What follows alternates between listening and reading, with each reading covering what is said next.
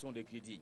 Et d'ici à décembre 2016, on va consommer les quelques 1550 milliards de francs CFA réservés à cet effet. C'est à voir, tout comme on va devoir mettre au clair les dessous de la visite de la directrice générale du Fonds monétaire international au Cameroun. Combien était-il? 40, 50 ou même 60? Peu importe le nombre. Toujours est-il que des malfrats ont pris pour cible le commissariat de Mokolo à Yaoundé, dans un premier temps et dans un second, des commerçants du marché. Détenteurs d'armes blanches, ces papas au visage cruel sont venus en représailles suite au décès la veille d'un homme apparemment collègue dans l'association des malfaiteurs. À ce jour, le calme est revenu à Mokolo, plus grand marché d'Afrique centrale. Le calme est là, mais on sait désormais que là-bas résident des personnes adeptes au No Man's Land et qui sont identiques à ces hommes sans foi ni loi qui sèment la terreur dans la région Château du Cameroun. La Damawa, qui a assisté à presque 76 prises d'otages depuis quelques mois, principale cible, éleveurs et agriculteurs. Une méthode, dit-on, d'occupation de la terre de Trouy. Voyons. Ce programme est un rendez-vous hebdomadaire. Il est diffusé en direct et simultanément sur Canal 2 International, sur la radio Suite FM et sur la toile à l'adresse internet www.canal2international.net. Canal Presse, voici une émission qui donne un sens à l'actualité. Bon appétit à tous.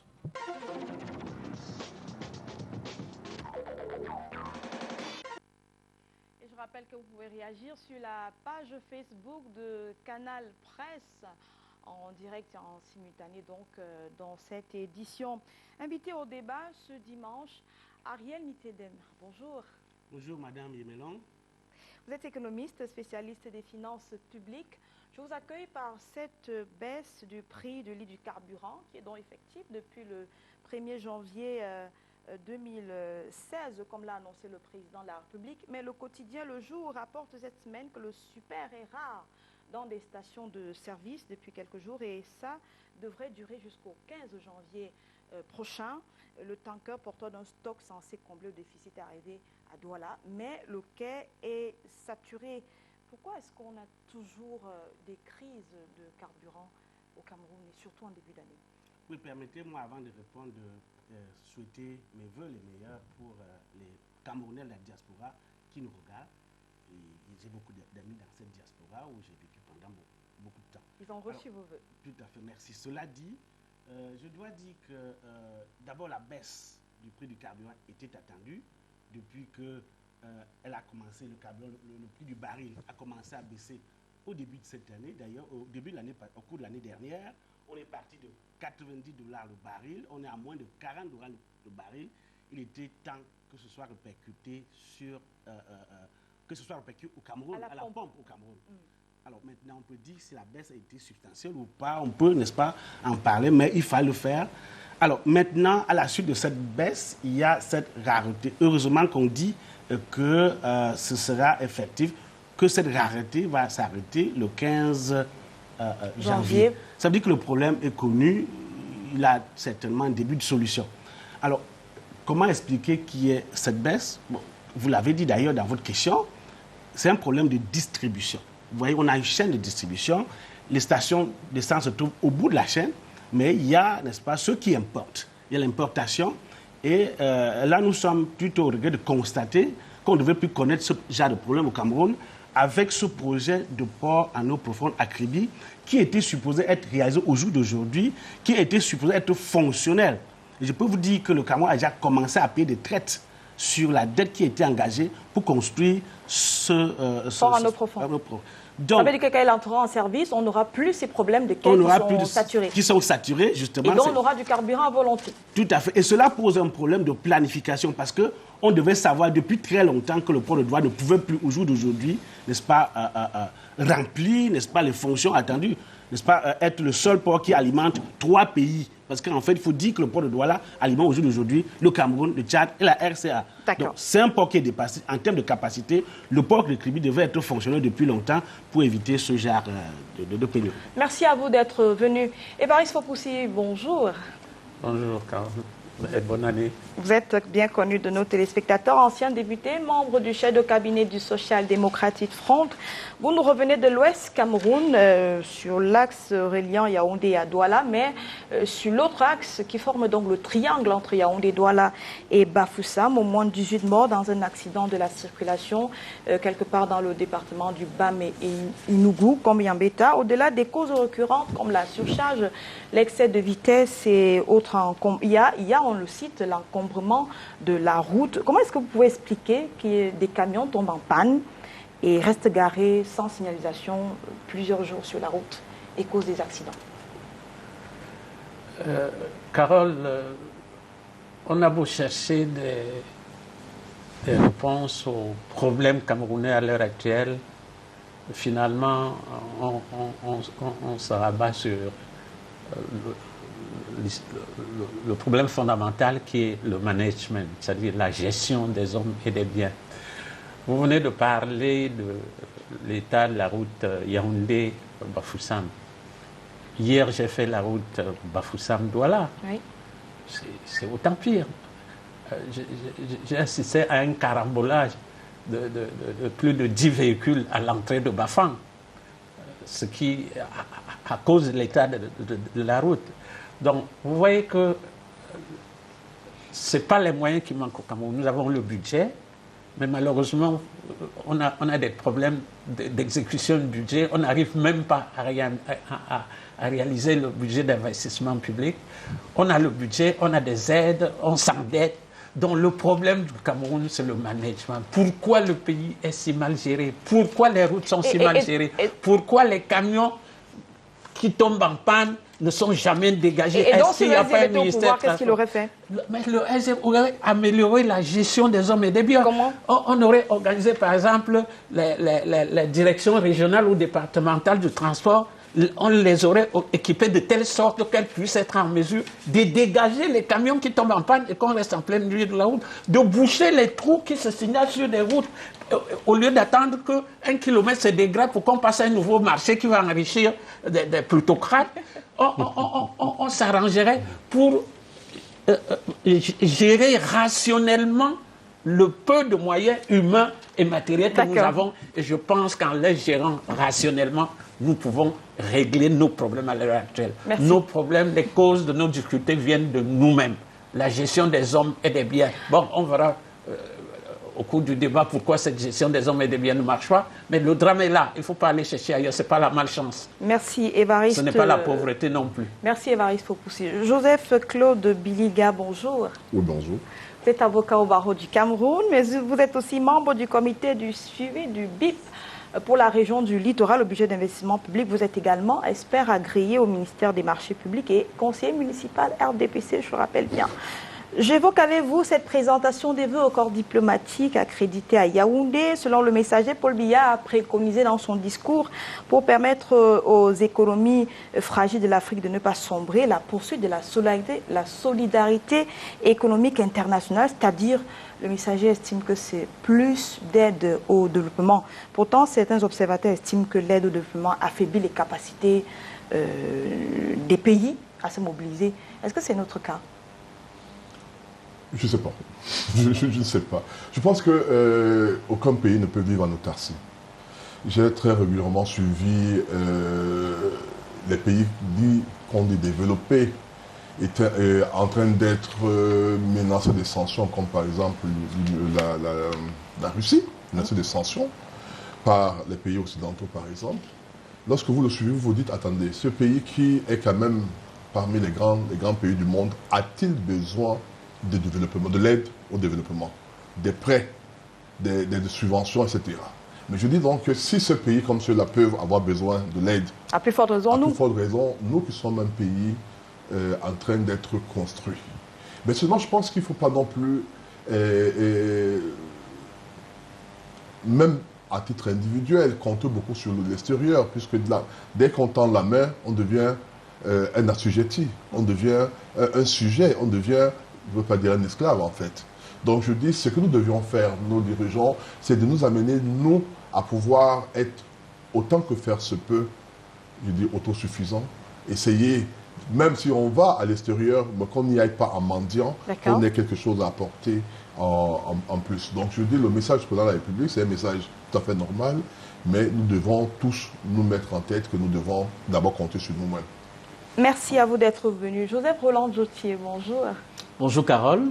Je termine avec vous. Vous êtes journaliste, coordonnateur du quotidien de l'économie à Douala. Gaëlle Deborah Nganamouit vient d'être élue footballeuse africaine de l'année 2015. Elle n'a que 23 ans et c'est une grande première pour le Cameroun. Oui, c'est une grande première et puis c'est même la première fois qu'une Camerounaise accède, n'est-ce pas, à un tel titre. Il faut quand même, n'est-ce pas, se féliciter de ce que ce titre revient au Cameroun. Il y a une Camerounaise.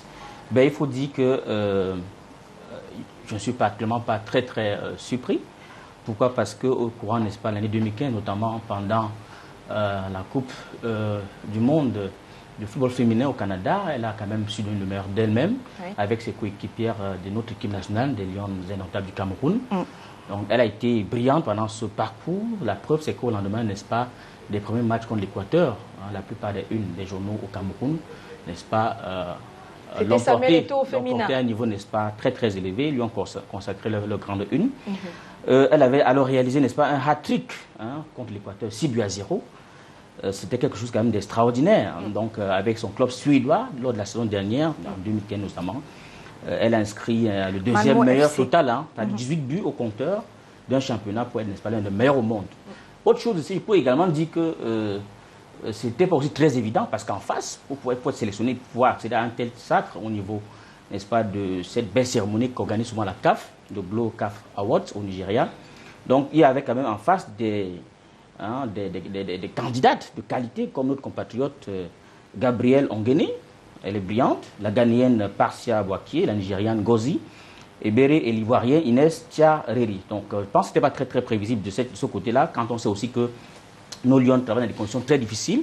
Elles vont aux entraînements à bord des taxis et en plus aussi les primes sont souvent détournées. On en vient justement à cette équipe de football qui a été aussi récompensée, meilleure équipe africaine, au moment où le football masculin sombre, on va le dire comme ça, sous des égos surdimensionnés et autres querelles de leadership. Peut-être on se rendra en fin compte qu'il va falloir compter avec les femmes et peut-être même plus. Oui, évidemment, évidemment, il faut pas, on ne peut ne pas, n'est-ce pas, le reconnaître. Il va désormais falloir compter avec les femmes et investir, les primes égales, par exemple, sur les femmes qui pratiquent le sport, pas seulement le football. Autant de montants de primes que les garçons aussi, par exemple. Bien sûr, pourquoi pas, et même peut-être plus. Aujourd'hui, on se rend compte que les femmes ont une capacité de déploiement et d'organisation assez exceptionnelle et intéressante, alors même que les primes sont détournées.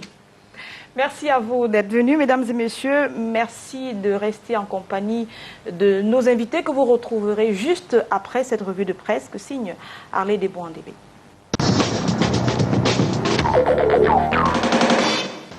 Encore en mémoire, la coupure d'énergie électrique survenue pendant le discours du chef de l'État le 31 décembre dernier, une dizaine de minutes, le temps de l'interruption de cette adresse à la nation, couplée à des défaillances sonores. L'incident, rappelle mutation, a suscité l'indignation et un déferlement de colère à travers le pays. Aux tribunes d'Afrique, cette coupure est une énième provocation ou tentative d'atteinte à la sûreté de l'État. Émergence quoi qu'il faut que des têtes tombent après cet incident du moins impardonnable. Le quotidien de l'économie, lui, s'intéresse aux annonces de ces discours qui ne sont autres qu'une opération de sédition des couches populaires et les jeunes. Deux cibles importantes pour les projets politiques qui tardent à dévoiler le président de la République. Pour les perviers, le chef de l'État vient de poser des actes positifs en faveur de ces populations, des actes que certains Camerounais n'attendaient sûrement pas. Paul Biya, démagogue, s'interroge émergence, s'intéressant aux chiffres chimériques de l'emploi, infrastructures sportives, croissance économique, prix du carburant, industrialisation. Ces thèmes abordés par le président de la République ont débouché sur une vive polémique. Pour ce qui est des questions de santé, notre santé, quoique les annonces du chef de l'État ne sont qu'en trompe-l'œil. Une revue des 5 derniers discours du chef de l'État pendant les 7 dernières années, notre concert ne voit que des mesures non exécutées par les hôpitaux et des engagements non respectés. D'ailleurs, Émergence renchérit si bien, titrant que pour une fois, le président de la République confirme qu'il est une force de régression pour l'administration, de l'illusion de la croissance, des chiffres factices de l'emploi et la baisse inefficace du prix du carburant. Le blocage des institutions 20 ans après la modification constitutionnelle du 18 janvier 1996. Selon Le Jour, cette nouvelle constitution n'a jamais été complètement appliquée. Parlons maintenant des projets de 2016 du chef de l'État avec repère. En économie, il y a la mise en eau définitive du barrage de Lompangar attendu, des nouvelles infrastructures pour la Coupe d'Afrique des Nations, l'amélioration des plateaux techniques dans les hôpitaux généraux de Douala et Yaoundé. Il est également de l'aboutissement du statut du corps des chercheurs qui est toujours en question et le clair-obscur dans la politique. On est parti du discours de fin d'année du chef de l'État au vœu de Nouvel An 2016 au Palais de l'Unité, tout beau ici à Cameroun Tribune. Paul Biya, pour reprendre le quotidien national bilingue, appelle le corps diplomatique à plus de solidarité économique, mise en commun des stratégies et moyens de lutte contre le terrorisme et les changements climatiques. Action solidaire et globale contre le terrorisme reprise par le journal Épervier. International Community Backed by Life's Presidency Project s'exclame The Guardian Post. Émergence qui a vécu cette cérémonie des vœux s'étonne de l'absence des patrons de presse au milieu de toutes ces personnalités des différents secteurs de la vie nationale au Cameroun. Le financier d'Afrique fait la revue des vœux des 6 chefs d'État de la CEMAC, vœux présentés avec résilience et bravoure. Dans la CEMAC, justement, selon baromètre communautaire, il y a de l'espoir. En 2016, malgré la récession, frappés de plein fouet par la chute des coûts du pétrole, les chefs de l'État de la sous-région tiennent à leurs engagements. On parle de la visite de Christine Lagarde au quotidien de l'économie. La directrice générale du Fonds monétaire international dit qu'elle est venue proposer une assistance technique et non pour négocier un emprunt. Une visite de 72 heures qui l'a conduit au palais de l'Unité pour ce toast avec le chef de l'État qui salue ensemble les perspectives de la coopérative bilatérale. Dans le cadre de cette visite, Mutation rapporte que le pays d'Ali Bongo était le premier choix de Lagarde qui, bien après, a préféré le Cameroun grâce au lobbying. Le quotidien de l'économie nous dit au sommet de une que le parti au pouvoir va quitter dans les prochains jours son mythique siège du palais des congrès pour retourner dans les locaux de l'ancien parti unique au quartier Lac municipal. Du même journal, on parle investissement public avec le lancement du BIP cette semaine. 1525 milliards de francs CFA dépensés d'investissement sont en jeu. Et Épervier de tirer un coup de chapeau au ministre de l'économie qui vient de mettre en route une batterie d'innovation dont l'objectif est d'améliorer la consommation du budget d'investissement public.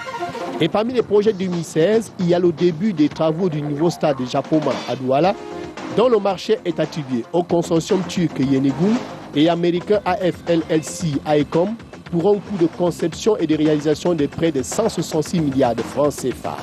Un compte d'affectation spécial pour les Camerounais en détresse à l'étranger est en gestation au MIREX et n'attend que l'accord du président de la République pour son opérationnalisation. Mutation annonce les journées économiques et commerciales de la diaspora au second semestre 2016 à Yaoundé. Le gouvernement envisagera également l'ouverture du dialogue avec les associations de Camerounais vivant à l'étranger sur des sujets tels que la double nationalité. Enfin, insécurité généralisée dans la région de l'Adamaoua. Selon le quotidien Le Jour, les preneurs d'otages réamettent de ce côté et sèment la terreur parmi les agriculteurs et les éleveurs qui ont d'ores et déjà abandonné leur village. À dimanche, Sud États-Unis.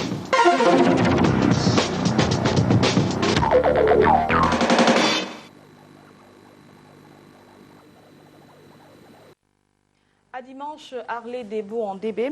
Mais messieurs, je vous suggère donc de parler de cette visite de Christine Lagarde, directrice générale du Fonds monétaire international. Elle vient d'achever donc une visite de quelques heures au Cameroun, une étape qui était visiblement très attendue. Roland Doucet, je commence par vous. Vous étiez à la rencontre hier à Douala entre la directrice générale du FMI et les femmes leaders, d'un côté, les opérateurs économiques de l'autre. Que s'est-il passé là-bas ? Très bonne question, mais bon, une question un peu difficile à répondre parce que, pour dire vrai, la presse opérant à Douala n'a vraiment pas eu accès aux discussions à Douala entre la DG du FMI, Mme Christine Lagarde, et le secteur privé. Et pourquoi ? Également avec la société civile et tout ça. Donc, il n'y a pas de raison officielle qui a été donnée. De toutes les façons, à mon humble avis, je me dis peut-être qu'il y a des choses qui n'ont pas voulu que nous soyons au courant, auxquels ils n'ont pas voulu que nous ayons accès. Mais vous avez parlé aux femmes leaders après ou bien aux opérateurs économiques pour échanger avec eux? Oui, justement, on a quand même échangé avec les femmes leaders, avec 2-3 opérateurs économiques. Pour ce qui est des opérateurs économiques, ce n'est pas surprenant. Généralement, ces échanges se poursuivent à travers les chefs de mission qui débarquent au Cameroun, généralement en mai-avril. Ouais. C'était par rapport, pour prendre le pouls hein, prendre le pôle, prendre les préoccupations des chefs d'entreprise, des opérateurs économiques, pour ce qui est, n'est-ce pas, de l'environnement des affaires. Et on les connaît. Il y a des difficultés, n'est-ce pas, qui ne sont pas toujours résolues. Il y a des réformes qui ne sont pas encore implémentées, notamment dans le cadre du Cameroun Business Forum. Pour 2015, on s'attend, n'est-ce pas, à l'implémentation de 20 réformes dans 10 domaines prioritaires. Bon, d'ici mars, on saura de quoi il est question. Il y a des difficultés comme le raccordement à l'électricité, le financement de l'économie, la pression fiscale et beaucoup d'autres. Tout ça a été porté à l'attention de Mme oui, ce sont ces problèmes-là qui, d'après ce que nous avons pu entendre, n'est-ce pas, ont été partagés avec la DG du FMI. D'après ce que nous avons eu des gens de l'intérieur, elle a maintenu une posture d'une personne qui écoute, hein, qui écoute beaucoup et qui plus. Prend note. Et elle a dit de manière officielle à Yaoundé, je suis venu écouter, je suis venu échanger et tout ça. Ah, mais surtout, je suis venu négocier un programme. Avec les femmes leaders, les femmes ont présenté leurs difficultés. Les femmes, généralement, on sait les difficultés qu'elles ont. Ce sont des mères au foyer qui doivent en même temps, n'est-ce pas, se battre pour traverser le plan professionnel et tout ça. Donc, elle a également beaucoup écouté et elle a chuté, n'est-ce pas, par la visite d'un orphelinat à Douala, n'est-ce pas, l'association Main dans la main de Mme Marie Messina, où elle a remis un chèque de 4,5 millions de francs CFA. Mais avant cela, elle a dit, n'est-ce pas, qu'elle tenait à reconnaître le fait que, généralement, on reproche au FMI de ne pas avoir de cœur, de n'avoir que le cerveau. Mais que ce geste était, bien que symbolique, avait pour but de prouver que le FMI a quand même, n'est-ce pas, un cœur, a quand même un cœur. Et qu'elle emploie, n'est-ce pas, cette ONG, cet orphelinat, a continué dans ce travail qui a démarré depuis 25 ans. Merci pour le compte rendu. Je crois que ça situe tous les autres qui sont ici. Vous avez fait votre boulot de journaliste sur ce plateau. Ariel Nitedeme, est-ce qu'il y a eu une urgence dans cette visite du directeur du FMI au Cameroun? Oui, j'ai pas l'impression qu'il y a une urgence. Et parler du FMI avec une tête, je ne sais pas s'ils ont cette tête si bien formée que cela. Parce que je suis un peu resté sur ma faim et un peu déçu que ce soit le FMI qui ne puisse pas donner un exemple de transparence. La transparence est un canon en matière de gouvernance. Ce qui nous. C'est-à-dire en donnant accès à la presse. En donnant accès à la presse, la transparence, ça suppose qu'elle donne l'accès à la presse et la presse relaie ce qui est fait. Et cela aussi participe, n'est-ce pas, de l'obligation de rendre compte. Alors, quand on parle du FMI comme notre partenaire technique et financier aujourd'hui, 53 ans après, parce que le Cameroun est membre depuis 1963, 53 ans après, on devait plus regarder, le FMI ne devait plus nous regarder comme ce que je vois aujourd'hui. Il y avait de la condescendance. Pas d'élégance diplomatique dans l'adresse du DG de la DG du FMI à l'endroit du président du Cameroun, qui est quand même une institution. Il y a des choses qu'on ne dit pas comme ça de façon ouverte. C'est un peu comme si c'était des injonctions et des leçons qu'elle nous donnait. Et je dois dire qu'on n'a pas de leçons à prendre du FMI. Les experts camerounais connaissent tout ce qu'on a identifié les problèmes au Cameroun. On connaît quels sont les problèmes du Cameroun. On les connaît. On n'a pas besoin de nous dire qu'il faut... qu'on a des problèmes d'énergie, qu'il faut structurer, tout ça, c'est identifié. Le véritable problème qu'on a au Cameroun, et tout le monde le sait, c'est l'utilisation des ressources humaines, matérielles et financières. C'est de ça qu'il s'agit. Il y a quand même des problèmes structurels, je le concède, mais il y a un problème de gouvernance. D'accord. Et on devait l'attendre, elle devait venir, n'est-ce pas, dire à nos autorités, dire au pouvoir public que c'était important qu'on utilise les ressources que nous avons. Et il est temps de revoir ces conventions qu'on a signées avec le FMI. On va parler de ces conventions. Évariste Fopoussi, Ariel Nitedeme a évoqué donc le propos de Mme la directrice générale. On va y aller avec Yaoundé, donc son TOS, où elle a insisté sur 3 options pour espérer atteindre l'émergence en 2035. Elle a parlé de l'intégration régionale, elle a parlé des infrastructures adéquates et l'amélioration du climat des affaires. Vous diriez également que c'est les 3 prérequis? Carole, vous savez, les politiques du FMI ont fait tellement de mal dans ce pays pendant la triste période des plans d'ajustement structurel que les Camerounais perdent de sang-froid lorsqu'ils jugent les actes posés par cette institution. Moi, je veux être un peu plus cool, plus froid pour analyser cette visite. Il faut d'abord la situer dans son contexte. Le directeur du FMI ne va pas de son propre chef quelque part.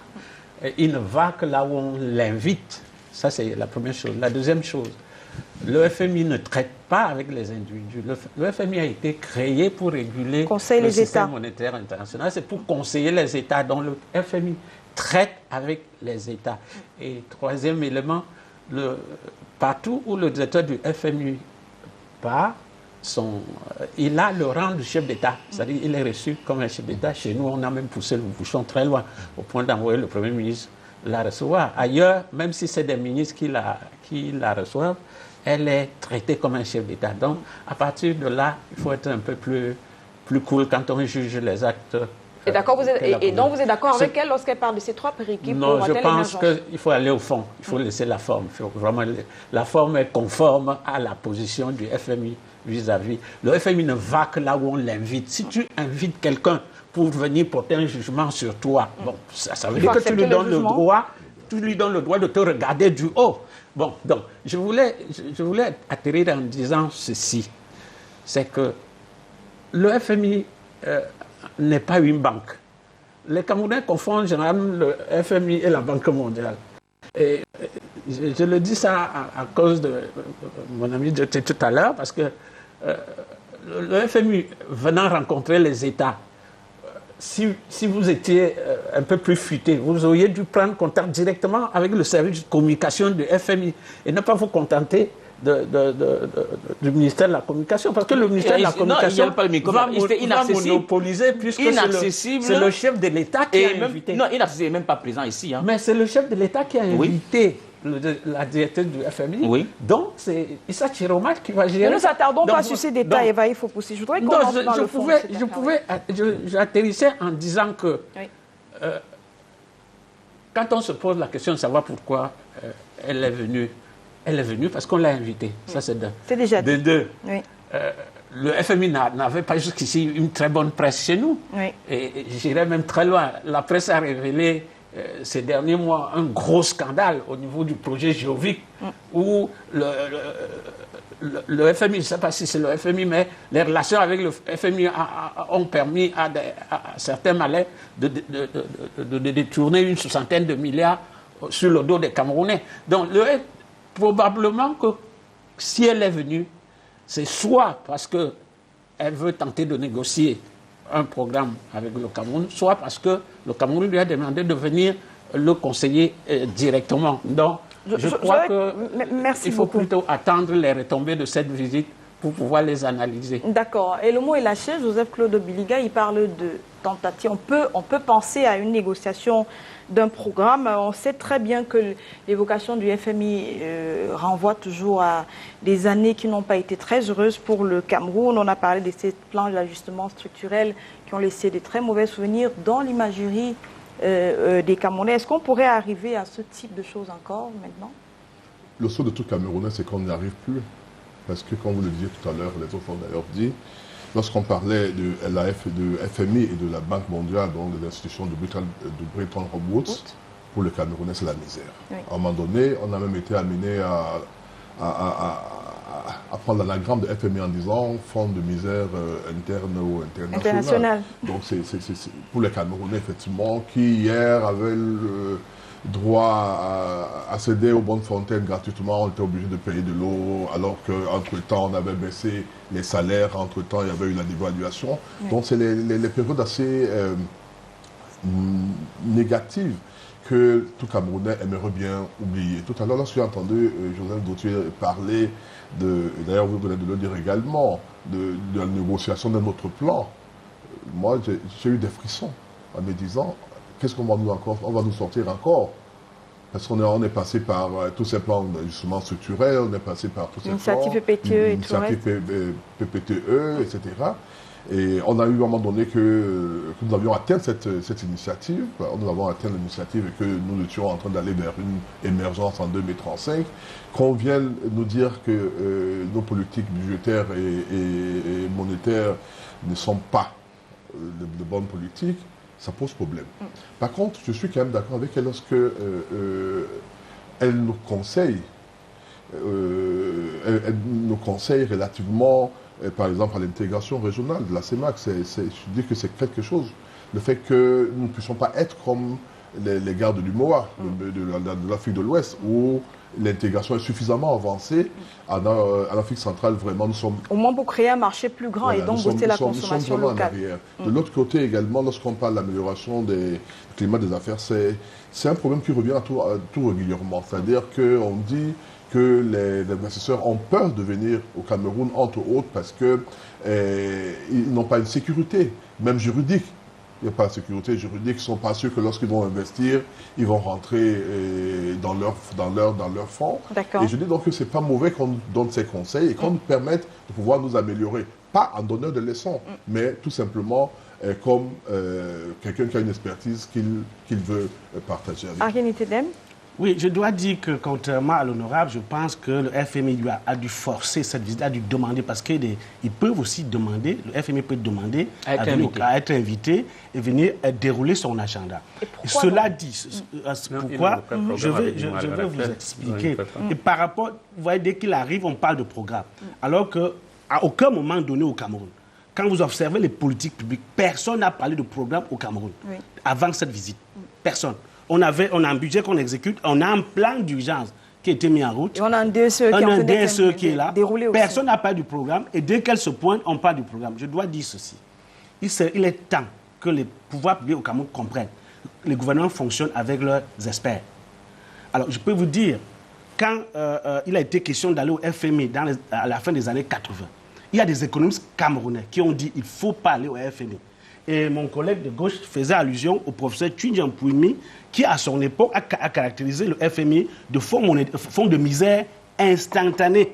Parce qu'il s'était rendu compte, cet universitaire chercheur, que partout où le FMI allait implémenter ses programmes, c'est la misère qui s'en est suivie. C'est ce qui s'est répété au Cameroun. Alors que les universitaires, et je me rappelle le professeur Egbe Mbekolo, avaient tiré la sonnette d'alarme. Ils avaient tiré la sonnette d'alarme, on ne les a pas écoutés. Qu'est-ce qui s'est passé? On est allé au FMI. Il faut voir le coût social. On est allé au FMI, on a accepté le plan d'ajustement structurel. Il faut voir le coût social de ces plans au Cameroun. Je peux vous dire deux choses. Le fait que nous n'avons pas d'énergie électrique, on est au délestage, c'est parce que pendant 15 ans, on n'a pas planifié, parce que c'était une navigation à vue. La planification était mise entre parenthèses. Les divisions de planification dans le ministère étaient fermées. Et comme les Américains disent, failing to plan is planning to fail. Et la corruption qui est endémique dans notre administration aujourd'hui vient une fois de plus c'est un effet ou un impact de ces plans d'ajustement structurel. Donc voilà, aujourd'hui, on parle d'un programme et je dis, quel que soit ce qu'on va faire, il faut associer les universitaires. Que les économistes se prononcent. Est-ce que le Cameroun a besoin d'un programme aujourd'hui ou pas? Et qu'on voit, n'est-ce pas, même si c'est le cas, qu'on regarde ce que la science propose. D'accord. Merci. Roland Djoussi, avant d'arriver à vous, Évariste Fopoussi, Madame Lagarde elle a beaucoup insisté sur les projets à valeur ajoutée, puisqu'elle a dit que les projets structurants doivent être sélectionnés en fonction de la valeur ajoutée qu'ils apporteront.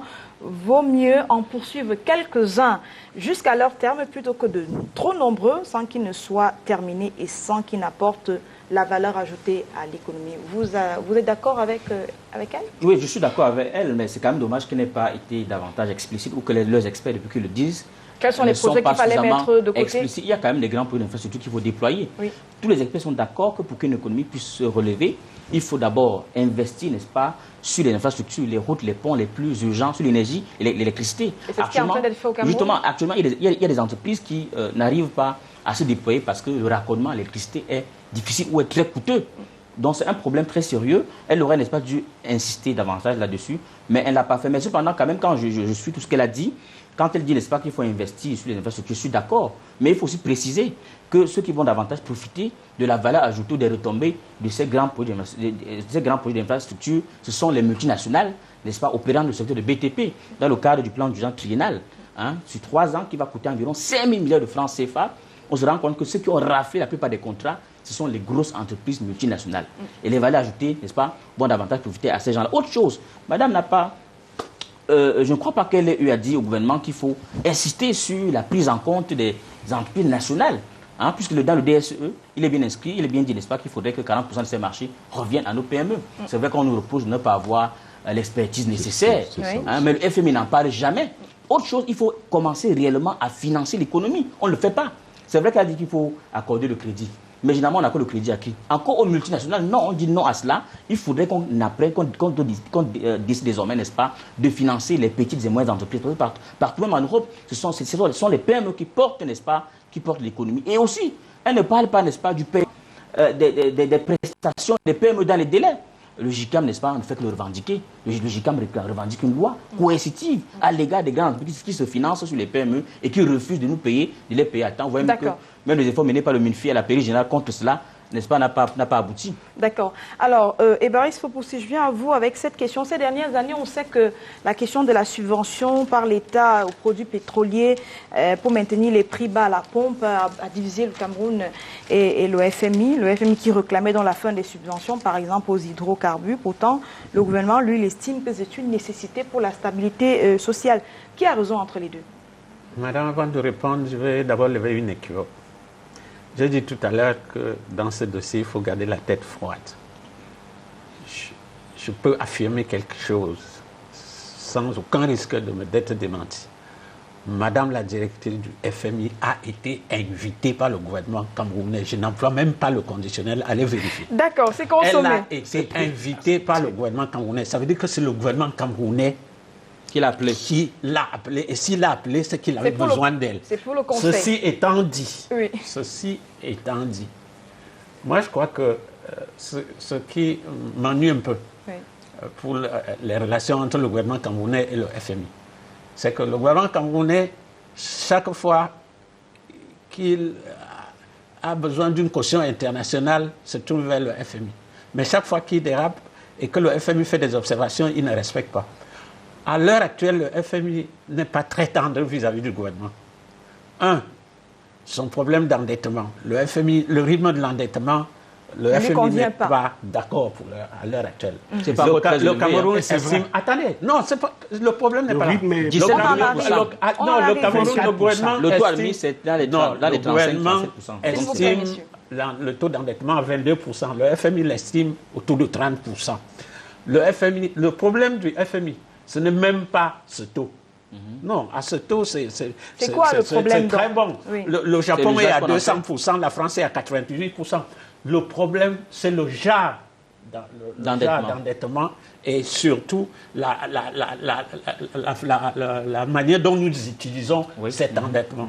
Le genre est très mauvais à l'heure actuelle. Si nous considérons les tout récents endettements, le plan d'urgence et tout ça, c'est souvent des endettements au coût très élevé. Donc on ne devait pas recourir à l'emprunt obligataire, aux eurobonds et tout ça? L'emprunt obligataire, alors là vous m'obligez à parler d'une chose. Le dernier eurobond là, c'est ça qui va financer les derniers stades qu'on va construire.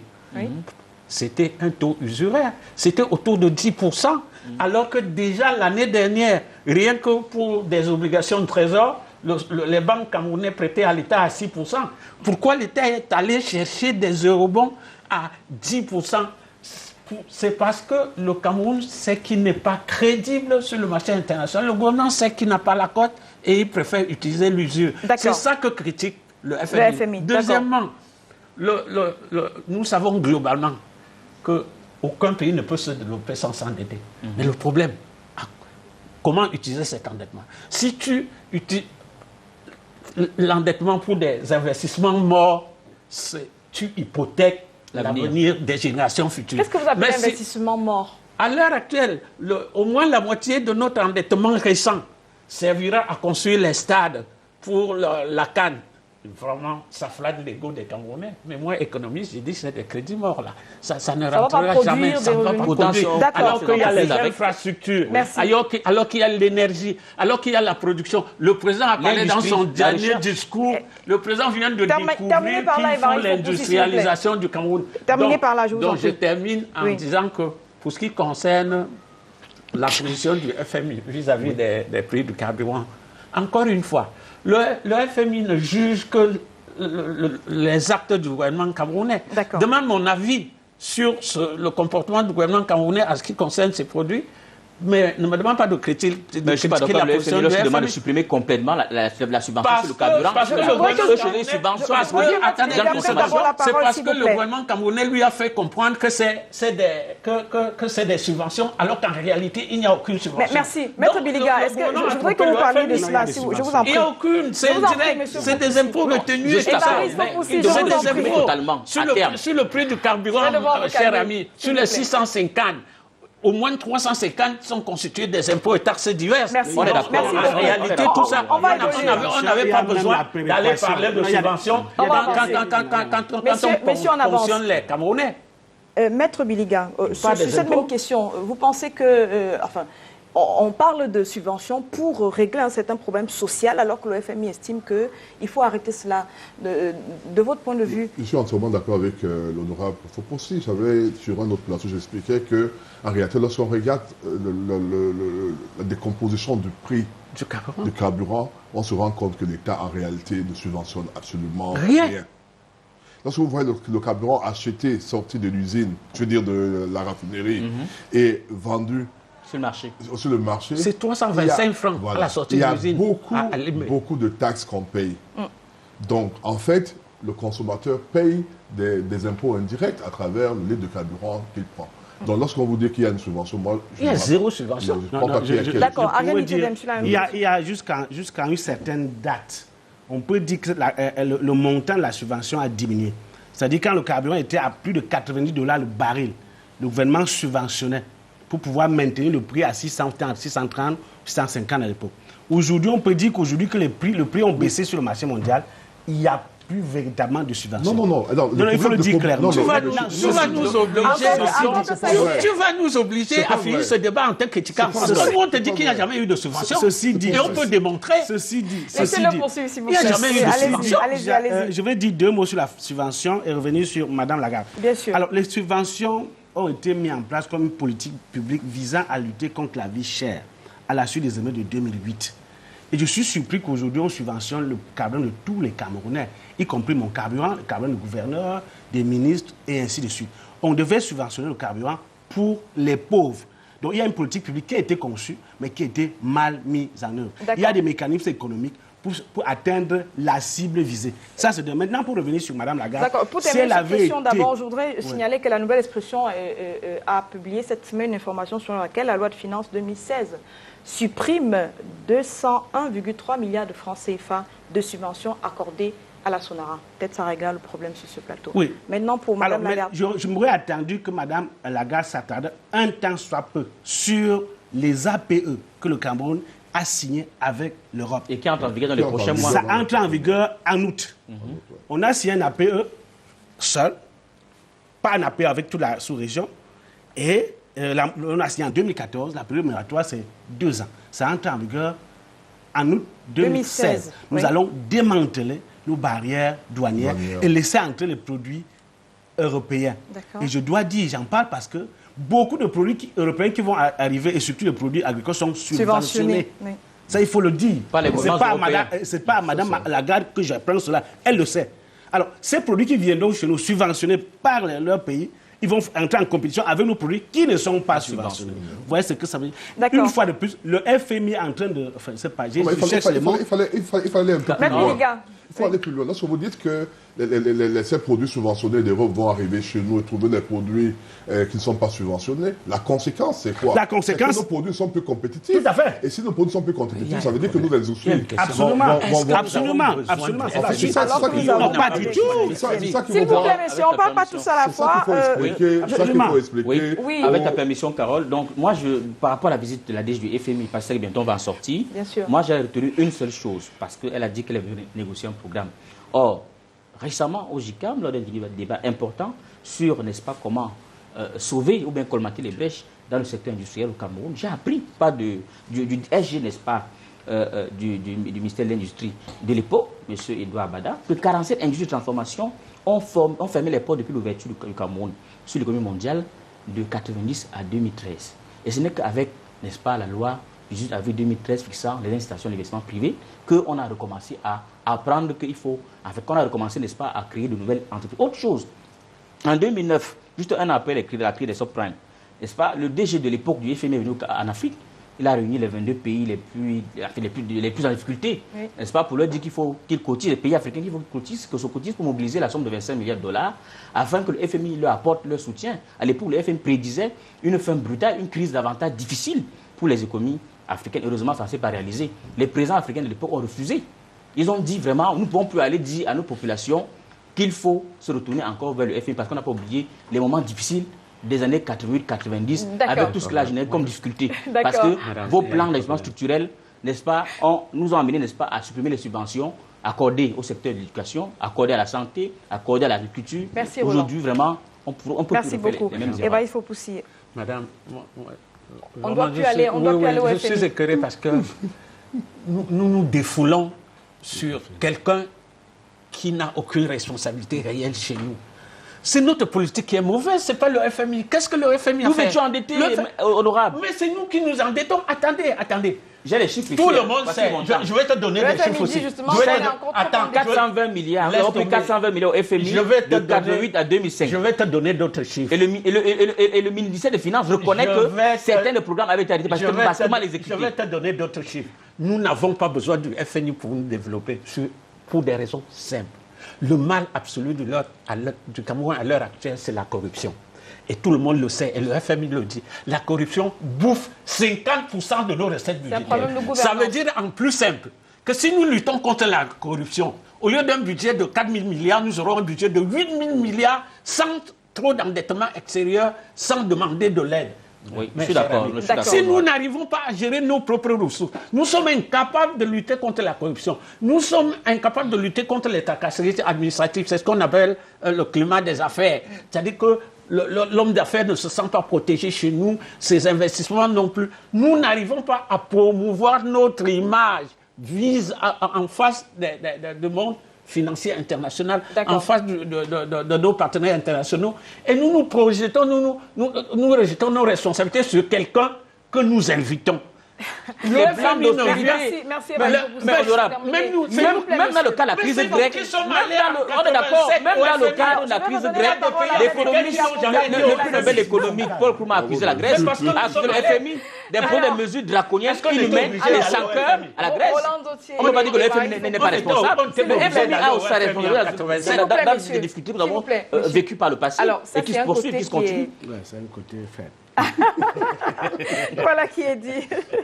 C'est un côté qui fait beaucoup de bruit. Alors, Maître Billy Garçon, on va sortir sur cette question du FMI. Le débat n'est plus à faut-il aller au FMI ou faut pas y aller. Faut-il sortir du FMI?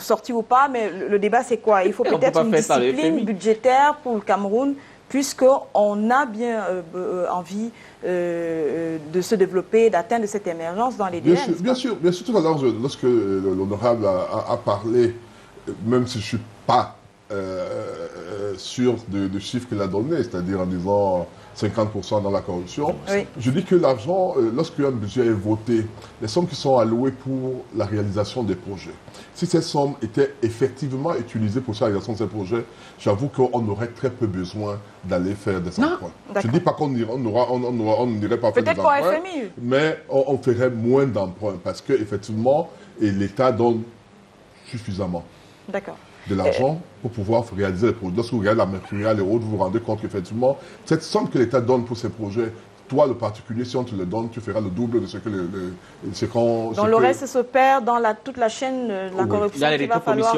nourrir. Ariane Itedem, il y a quand même des avantages peut-être à l'OFMI, non? Il y a la limitation des dépenses par une discipline budgétaire, il y a l'amélioration de la qualité de la dépense publique, il y a le frein à l'endettement, il y a les réformes. On peut dire que... Ce serait extrêmement grave, je dirais cela. On n'a pas besoin d'aller au FMI pour avoir une discipline budgétaire. Nous avons 2 réformes que nous nous sommes donnés nous-mêmes. Quand je dis nous, c'est le Cameroun. Le Cameroun, c'est deux réformes. Une en 2017, la réforme des finances publiques, qui introduit la gestion axée sur le résultat, notamment le budget programme. Là-dedans, ça règle le problème de la discipline budgétaire. On a commencé à mettre en place. On a la réforme des marchés publics. N'est-ce pas? C'est vrai qu'elle est centralisée, c'est vrai que les deux réformes ne sont pas cohérentes, mais la réforme des marchés publics vise à améliorer, n'est-ce pas, le processus de passage à la commande publique. Et justement, à résoudre ce problème de surfacturation ou bien d'attribution de marchés fictifs ou d'attribution de marchés aux opérateurs qui n'ont pas la capacité suffisante. Donc nous avons ces outils qui sont déjà mis en place pour le cas du régime financier, pour le cas du budget programme de la gestion axée sur le résultat, c'est à travers une loi. Pour le cas de la réforme des marchés publics, c'est l'aménagement d'un gouvernement, des missions confiées à un ministère. Oui. Donc sur le plan institutionnel, il y a cette volonté, c'est fait. Mais le véritable problème aujourd'hui, c'est la capacité à mettre en œuvre ces deux réformes. C'est de ça qu'il s'agit. Et il faut d'abord les maîtriser, il faut s'en approprier, et ensuite les mettre en œuvre. Et derrière, il y a tout un ensemble de mécanismes de contrôle. Et nous avons, ce n'est pas le député qui a oublié ça, eux qui ont voté d'ailleurs cette loi de 2007. C'est les députés qui l'ont voté et qui donnent beaucoup de pouvoir à l'Assemblée nationale, notamment dans le contrôle des finances publiques. Parce que jusque-là, on avait des contrôles avant l'exécution, a priori, des contrôles a posteriori. Mais il n'y avait pas de contrôle pendant l'exécution. Tout ça pour dire qu'on n'a pas besoin de financement du FMI. On n'a pas besoin, mais on a quand même besoin du FMI sur le point, n'est-ce pas, des conseils, de l'accompagnement technique. On en a besoin parce que l'économie mondiale est aujourd'hui interconnectée. Le FMI étant une nation mondiale a les capacités de savoir ce qui se passe dans les 188 pays ou bien dans la plupart des pays au monde. Et à partir de ce niveau, on peut quand même partager ces informations avec nos États. On en a besoin pour travailler. Mais par rapport à l'argent du FMI, il faudrait bien réfléchir avant de pouvoir tendre la main au FMI. Je risque de parler du revers de la main, tout ce qu'il a dit, parce qu'il y a un autre fonds qui est plus intéressant que le FMI. Je vous donne une minute à chacun. Tout à fait. Il y a un autre fonds, le fonds que le BRICS est en train de mettre en place. C'est un fonds d'investissement. Celui-là est plus intéressant que nous. Et le Fonds monétaire africain qui arrive aussi. Alors, je parle des BRICS. D'accord. Ils ont mis en place un fonds. Véritablement, on devrait plutôt... Dès qu'on revient à la nature du FMI même, on se rend compte que c'est un cabinet d'audit qui est au service des gouvernements. Tout comme il y a des cabinets d'audit à un niveau plus loin, les Price Waterhouse sont là pour conseiller. Donc, en réalité, le FMI est là pour conseiller. Et on ne peut pas dire qu'on n'a pas besoin du FMI. Non. Un État peut demander les conseils du FMI. Mais ce n'est pas gratuit. Ne pas être obligé de payer. Et ce n'est pas gratuit. Nous payons pour ça. Mais ne pas être obligé de remplir. Oui, je vais vous répondre. Quand on demande le conseil, on va au FMI pour chercher un conseil, comment on en arrive donc à mettre sur pied ou bien à être sous plan d'ajustement structurel alors qu'on est allé demander un conseil? Non, c'est deux époques. C'est ce qu'il faut. Non, c'est deux époques. Non, il y a deux époques. L'époque dont vous parlez là, qui est partie de 87 à 2006, c'était une période où nous étions pris à la gorge. C'est-à-dire que les bailleurs de fonds internationaux ont décidé de récupérer leur argent par tous les moyens. Et comme c'est les grandes puissances qui ont créé le FMI, ils ont utilisé le FMI à d'autres fins qui n'étaient pas des fins de développement. Et les multinationales sont là aujourd'hui. Est-ce que ce n'est plus possible aujourd'hui? Ils peuvent toujours utiliser le FMI. C'est pour ça que je dis qu'on n'a pas besoin absolu du FMI. Et lorsqu'on a besoin du FMI, on demande ses conseils, on paye. Qu'on ne vienne pas nous dire que le FMI nous impose quoi que ce soit. S'il nous impose quelque chose, maintenant, c'est nous qui l'avons, c'est nous qui le voulons. D'accord. Donc, c'est nous qui voulons nous mettre les chaînes. Ce n'est pas le FMI. Merci, messieurs. Merci. C'est le gouvernement camerounais. Merci beaucoup. Et on ne sait pourquoi. Pourquoi le gouvernement camerounais veut encore un programme, alors que tous les autres programmes qu'il a négociés avec le FMI ont échoué. Monsieur Fokoussi, merci beaucoup. Vous êtes particulièrement indiscipliné aujourd'hui. Ce dont j'ai peur, c'est que le FMI soit en mission pour certains intérêts. Parce que n'oubliez pas que l'Afrique est le terrain de compétition sur le plan économique. À l'échelle mondiale. C'est le continent de l'avenir. La Chine est déjà en train d'entrer et la Chine a surpris plus d'un. A pris de l'avance, notamment sur les Européens, sur les Occidentaux. Et pourquoi le Cameroun, alors qu'on apprend en coulisses que le Gabon avait bien voulu accueillir cette visite du directeur général du FMI? Le Gabon, vous parlez du Gabon. Regardez le poids du Gabon par rapport à nous.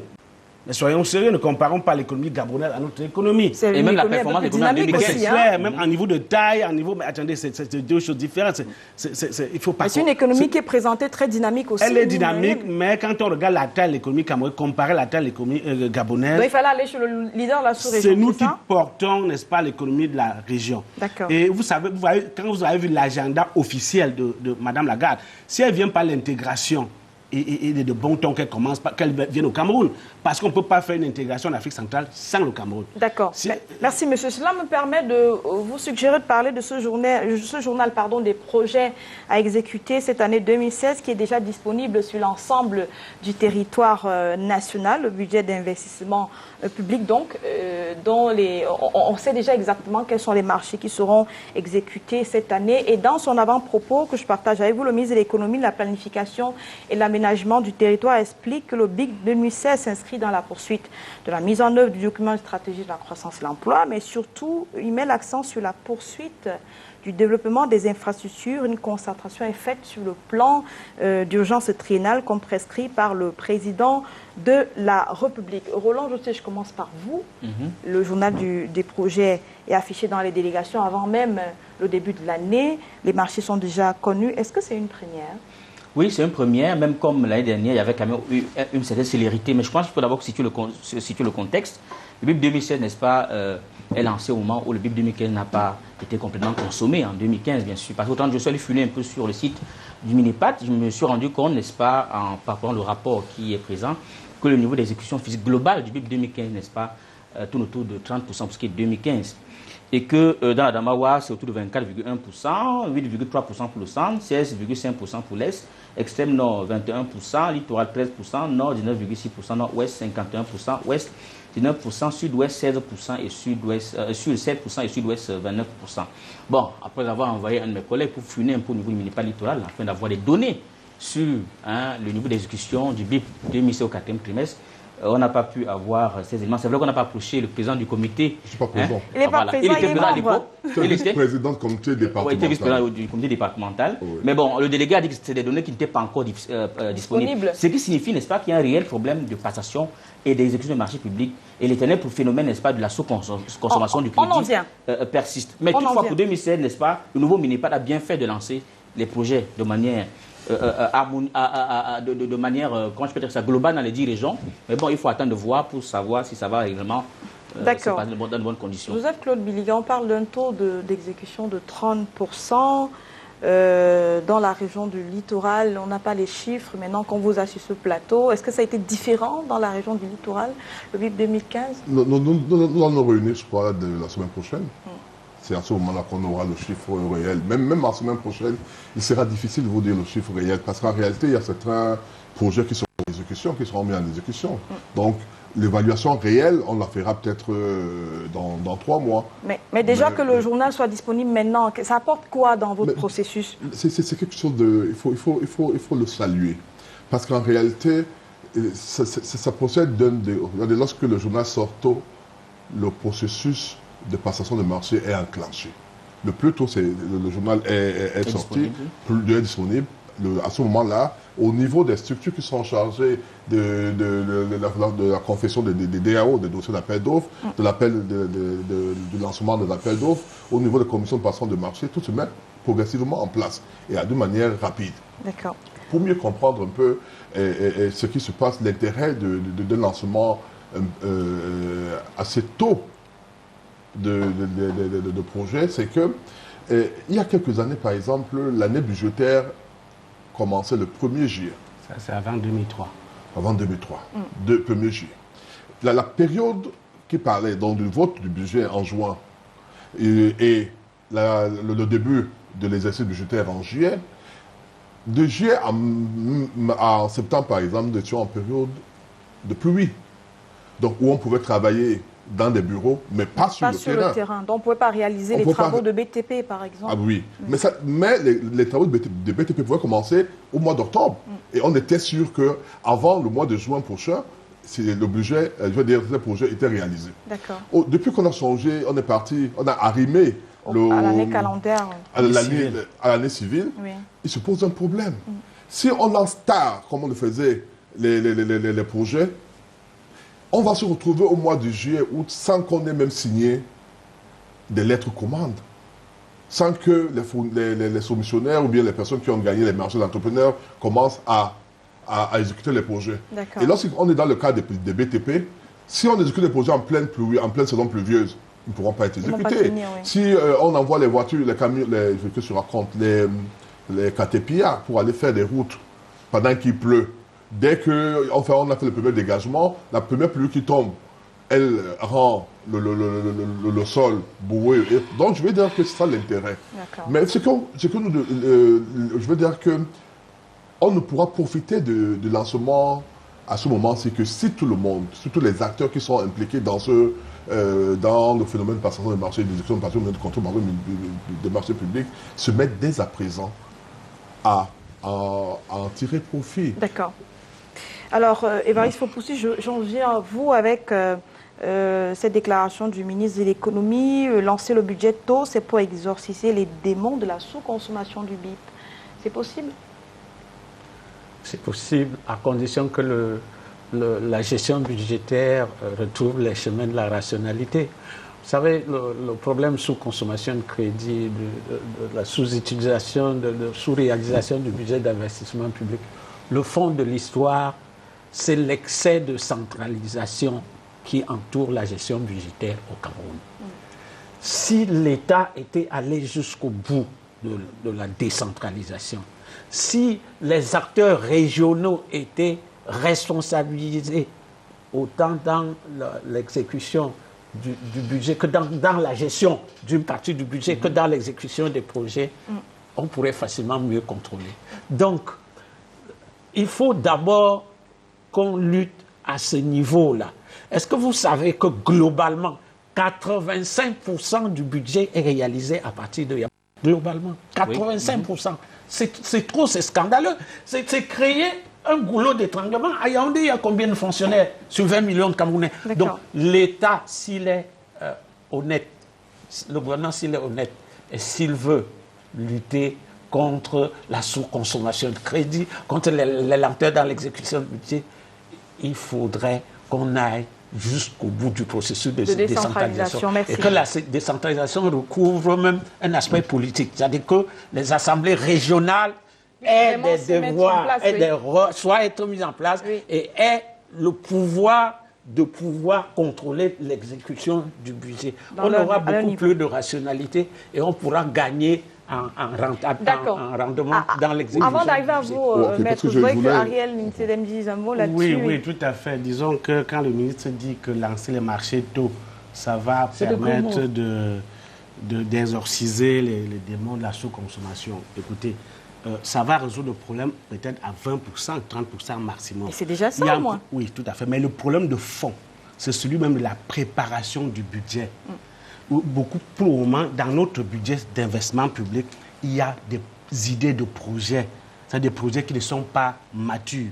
Et quelle que soit à l'heure à laquelle vous lancez un budget qui n'est pas mature, des projets qui ne sont pas matures, vous n'allez jamais l'exécuter. C'est pour ça que d'année en année, on a ce problème récurrent. Donc il y a un problème de maturation de projets inscrits dans notre BIP. D'accord. Et ça, si vous vous rappelez, le directeur de la CAA, dans sa sortie dans Cameroun TV il y a quelques mois, a parlé de ce qu'il a appelé SENS, solde engagé et non décaissé.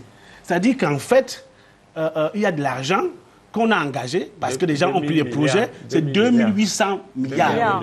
Oui, qu'on a engagé et qu'on n'arrive pas à décaisser. Pourquoi? Parce que justement, les projets étaient mal conçus, ou bien des gens à qui on a confié ces projets n'étaient pas qualifiés. C'est pour ça, et c'est de l'argent mis en place par les bailleurs de fonds, c'est pour ça qu'on n'arrive pas à décaisser. Si c'était l'argent de l'État, on aurait décaissé sans depuis. Vous voyez, c'est ça le problème, c'est un problème de maturation. Et je vais vous dire d'où ça vient ce problème. Oui, pour terminer. En réalité, au moment où nous allons au PAS, il y a les divisions de la planification des études. Les études sont faites, ont leur place. Depuis 2004, on a remis la planification au bout du jour, mais on a oublié les études. Et c'est les études qui permettent de préparer la maturation des projets. Donc c'est un instrument. D'accord, je voudrais bien que Joseph-Claude Biliga réagisse là-dessus, parce que comme il connaît très bien le processus, est-ce qu'il y a un problème de maturation des projets vraiment? À quel pourcentage? Oui, je ne peux pas dire qu'il n'y en a pas, mais je veux dire que d'une manière générale, quand même, il faut noter qu'il y a eu une amélioration. Il y a une amélioration au niveau des projets réalisés au niveau des communes. Il y a le PNDP qui intervient dans la formation des agents municipaux, dans l'identification même des projets.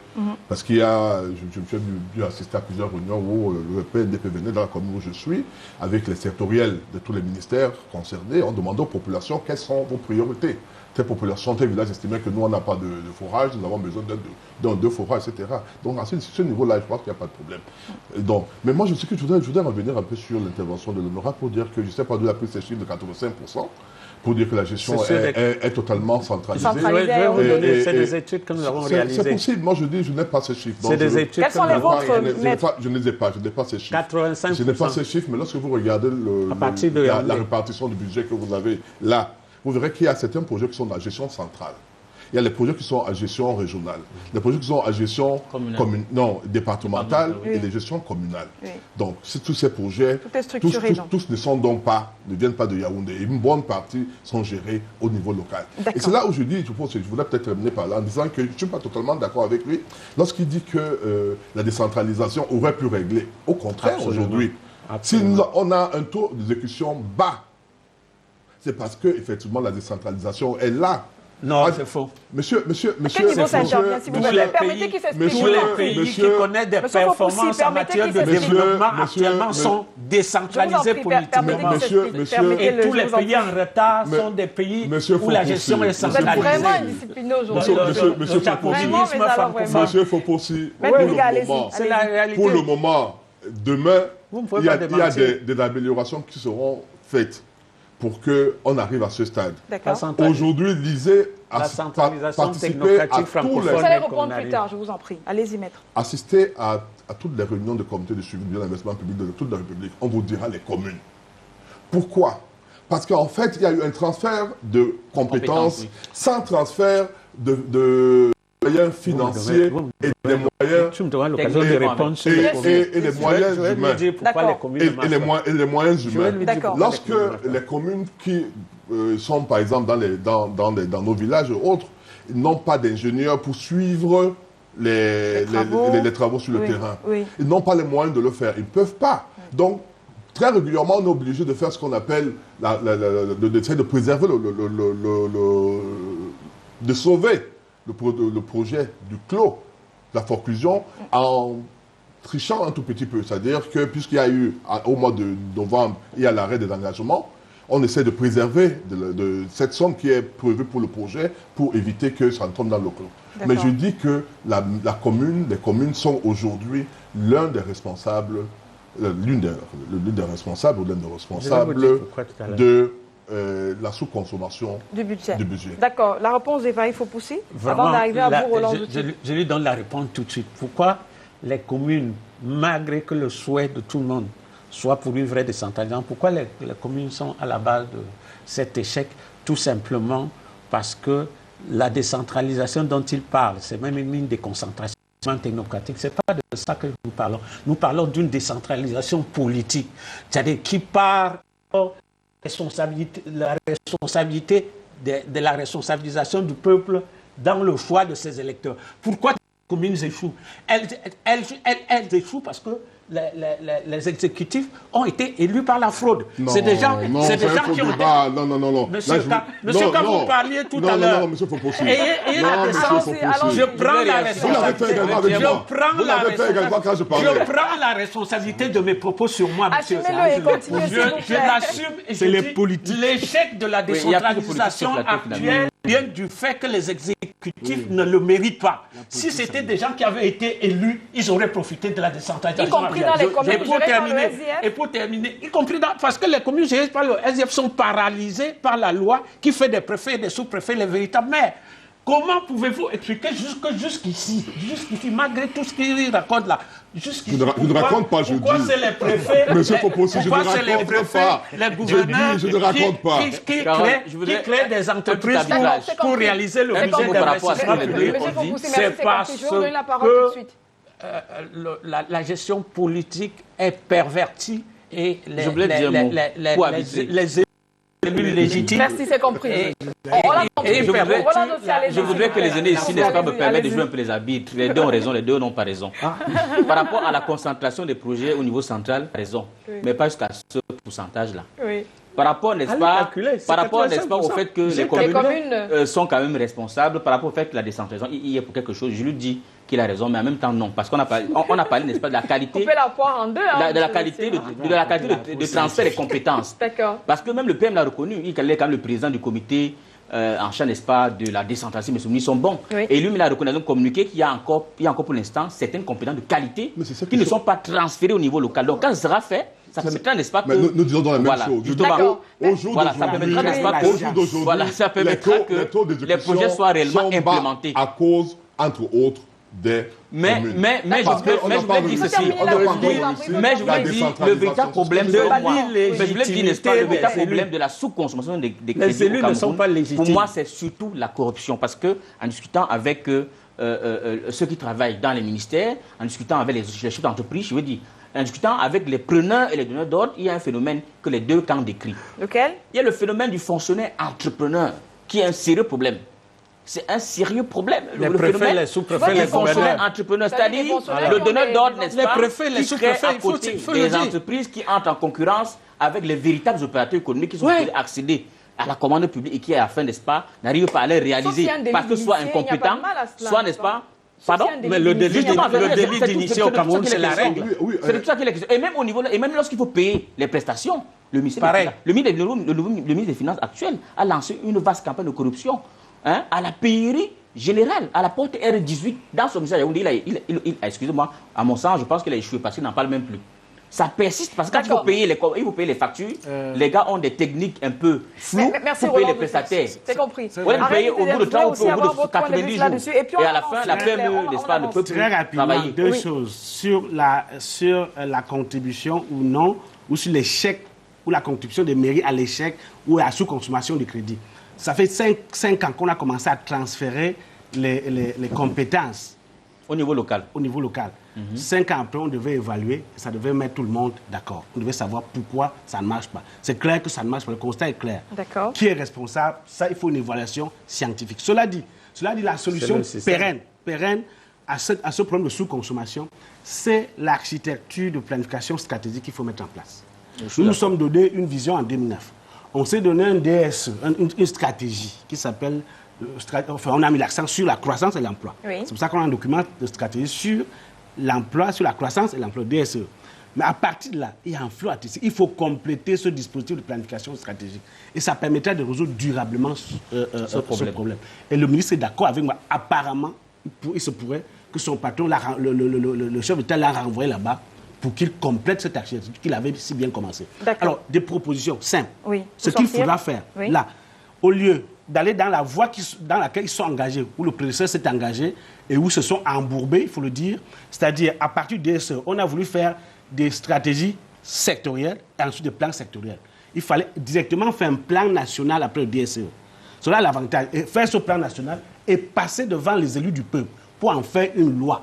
Parce qu'en l'absence d'une loi dans le dispositif de planification stratégique, tout ce que le chef de l'État dit passe en priorité. Le chef de l'État, tout ce qu'il dit passe avant le DSE. C'est pour ça que quand il a mis en place le plan d'urgence, il était automatiquement là, il fallait l'exécuter parce que c'est une instruction du chef de l'État.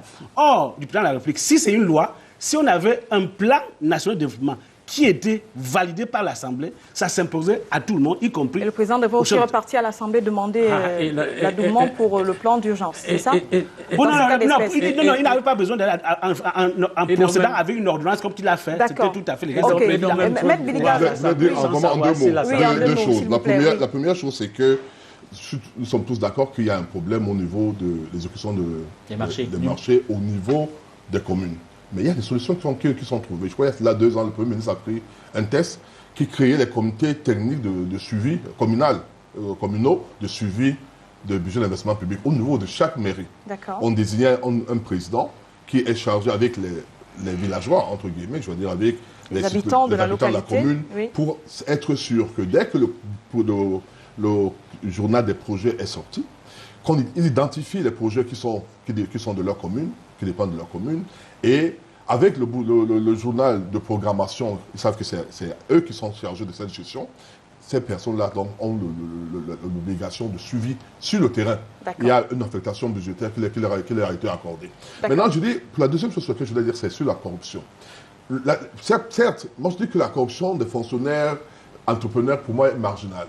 Moi, je suis membre de sous-commission technique d'analyse des autres. Par contre, là où je pense que la corruption, elle est existante, c'est cette corruption qui est sur la chaîne de la passation et d'exécution des marchés, passation, exécution et contrôle des marchés. Parce que pour que, par exemple, on vous donne une avance de démarrage, qu'on vous donne des sorties d'argent, il faut impérativement qu'il y ait des signatures. Et à chaque niveau des signatures, parfois, il y a des blocages. Le gestionnaire des crédits, il va vous bloquer. Il va vous bloquer parce qu'il demande d'avoir de l'argent. On le dit comme ça. Et moi, je pense que c'est là où il y a le véritable problème. Qu'il faut attaquer. Qu'il faut attaquer. Parce que l'autre des fonctionnaires, ça existe. Moi, je ne peux pas le dire que ça n'existe pas. J'ai été vice-président pendant 6 ans. J'ai été confronté à ça. Mais je dis, le véritable problème, c'est que... La corruption. Je dis la corruption venant des... Ou bien tout le monde est confronté à ça. À constater la corruption. Disons-le comme ça. Beaucoup de gens vont vous dire, le gestionnaire aura des problèmes avec l'entrepreneur. Et l'entrepreneur va vous dire, écoutez, il refuse parce qu'il m'a demandé 2 millions que je n'ai pas donné. C'est pas vous comprenez. Il me cherche des problèmes et ça c'est réel. Il ne faut pas le nier, c'est des choses qui sont réelles. Monsieur, je voudrais partager avec vous. Essayer de régler ce problème à ce niveau. D'accord. Il y a des journaux qui ont essayé de dépouiller ce journal des projets rendus publics cette semaine. Le quotidien Le Jour, par exemple, fait savoir que pour poser des lampadaires solaires dans un collège privé de la région du centre du Cameroun et dont le promoteur serait un proche collaborateur du président de la République, le BIP prévoit 100 millions de francs CFA. Pour l'installation de lampadaires solaires, 100 millions de francs CFA pour le palais de l'unité, les mêmes lampadaires, 300 millions de francs CFA pour toute la ville d'Ongoumou et 60 millions de francs CFA pour toute la ville d'Ongoumou dans le même projet des lampadaires. Est-ce que cela pose un problème dans le fond? Oui, je pense que quand on regarde déjà le montant, 100 millions pour la présidente de la République pour déployer des lampadaires, en même temps 100 millions, le même montant, pour un collège qui n'a pas quand même la surface. Et 60 millions pour toute la ville d'Ongoumou. Voilà, qui n'a pas la même... En fait, 60 millions pour la ville d'Ongoumou, quelque part ce montant, puisque ce collège-là appartenant ou bien qui appartiendrait à un proche collaborateur du chef de l'État, tout que ce montant est faramineux. C'est pas mauvais pour les opérateurs, pardon, c'est pas mauvais pour, à mon sens, pour les collaborateurs du chef de l'État de créer des collèges. C'est pas une mauvaise chose, c'est bon que les Camerounais entreprennent. Mais bon, quitte à se faire, n'est-ce pas, appui de la sorte, à un tel niveau, je trouve quand même que ce n'est pas très correct et qu'il faudrait...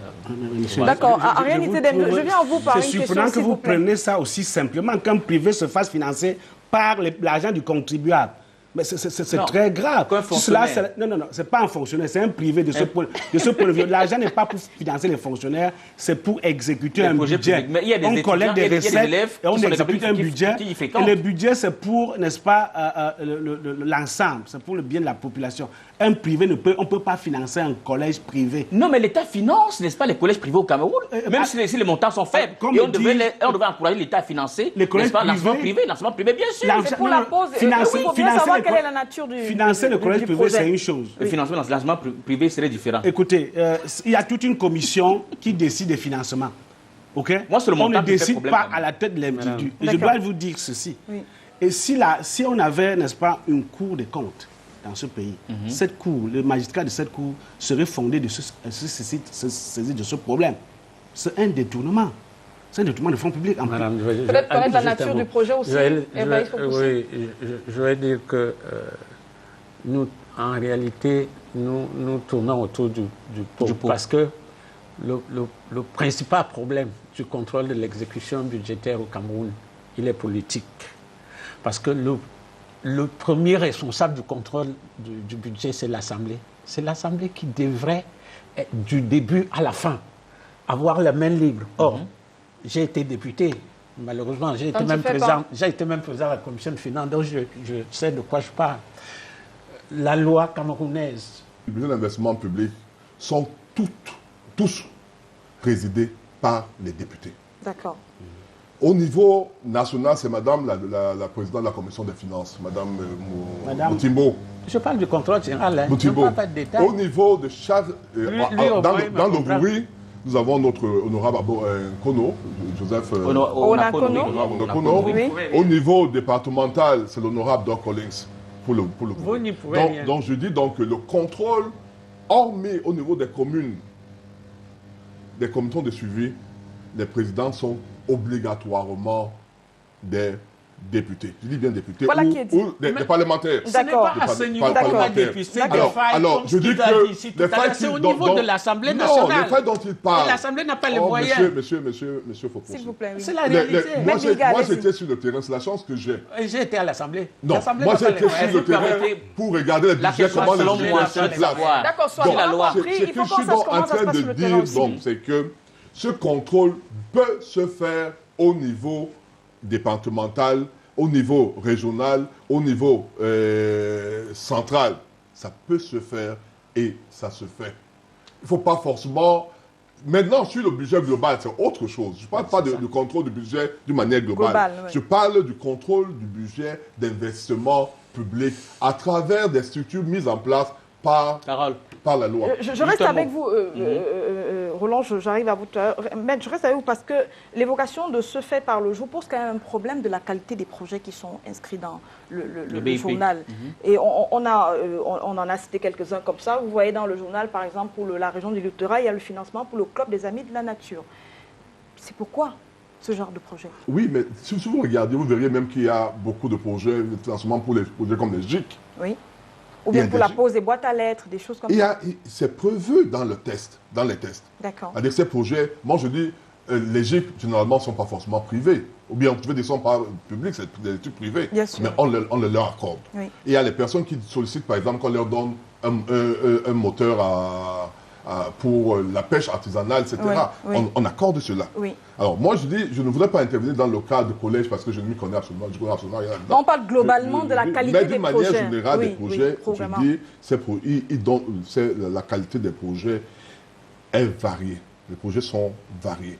Ça part des projets je veux dire, des grosses œuvres. Des grosses œuvres, des écoles, des hôpitaux, etc.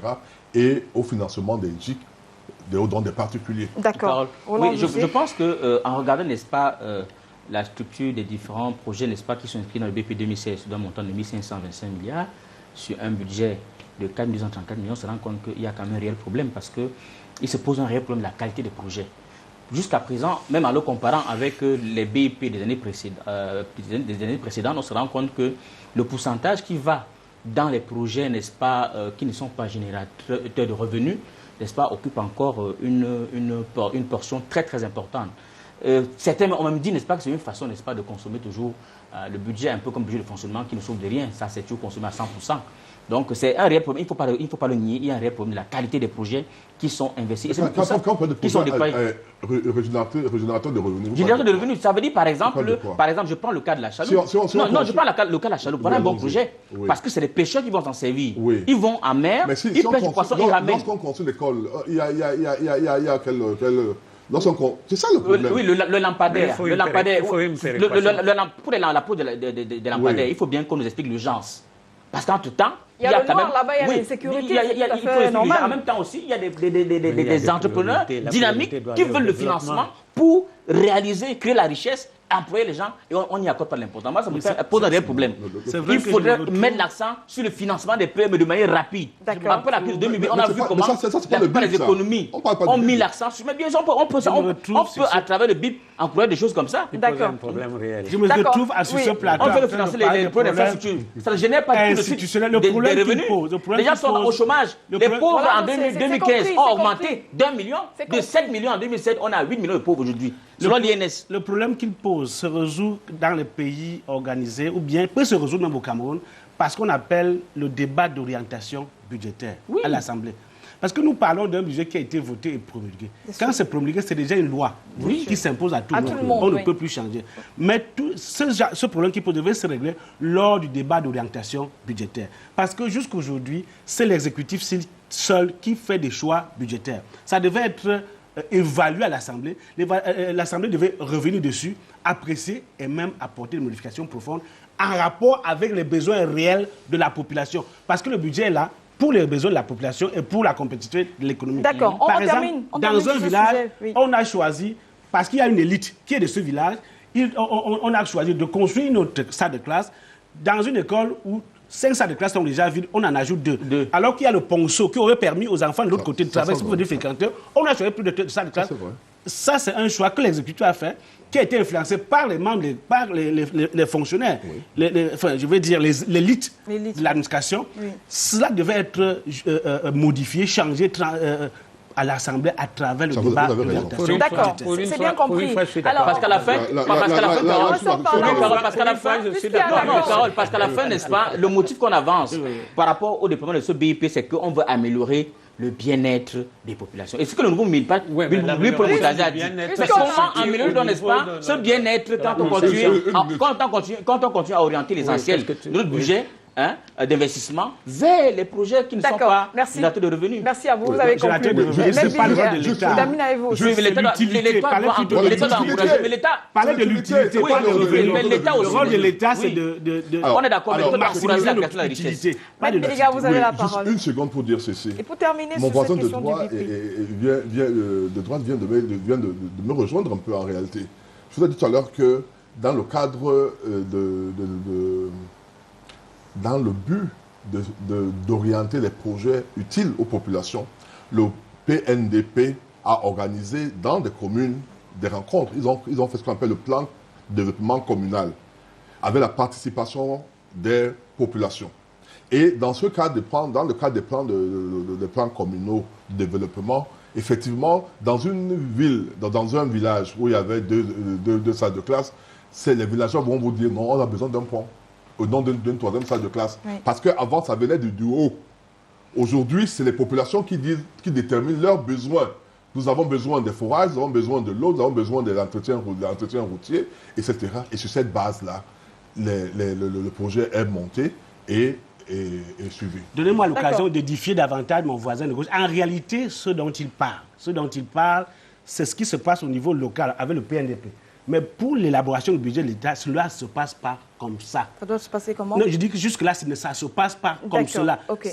Au niveau de l'État, ça devait se passer comme ça. Donnez-moi une occasion. Quand j'ai parlé de plan de développement tout à l'heure, en réalité, ce qui a fait la réussite des plans quinquennaux, les plans dits quinquennaux, dont les Camerounais en parlent avec beaucoup, c'est ce mode de choix des projets qui a prévalu à la mise en place des plans quinquennaux. C'est ce qu'on devrait faire dans le cadre d'un plan national de développement. C'est-à-dire qu'on va au niveau de la base demander les besoins. Parce qu'avec les plans quinquennaux, on allait au niveau des villages, ils choisissaient leur projet.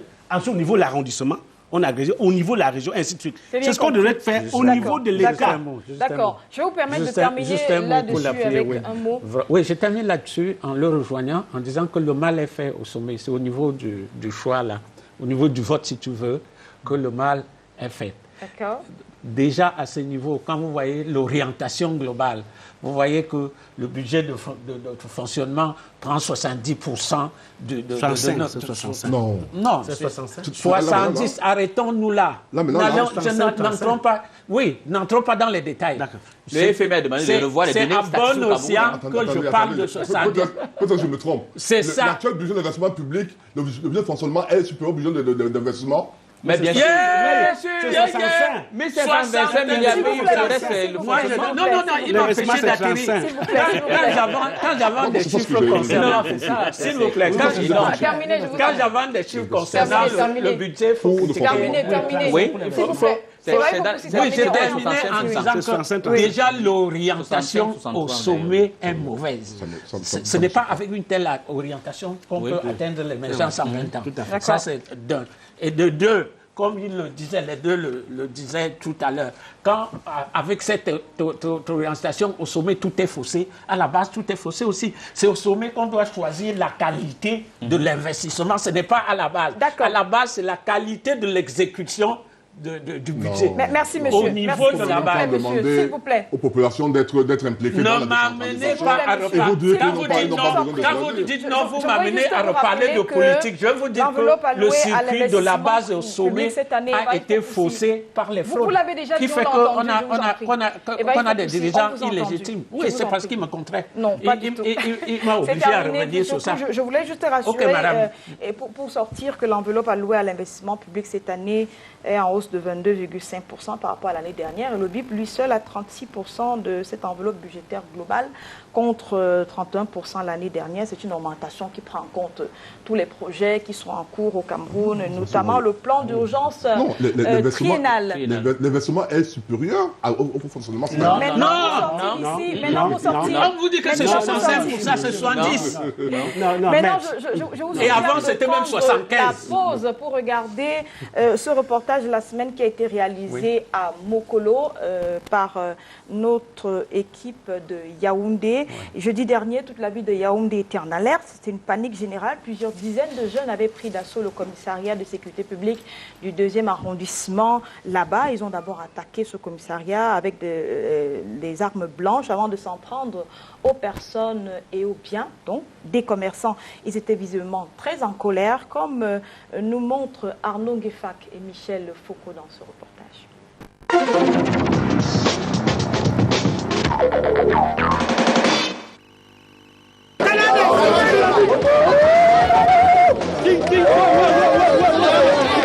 Alerte à l'avenue principale de Mokolo ce jeudi, il est 10h. Le marché vit un moment tumultueux.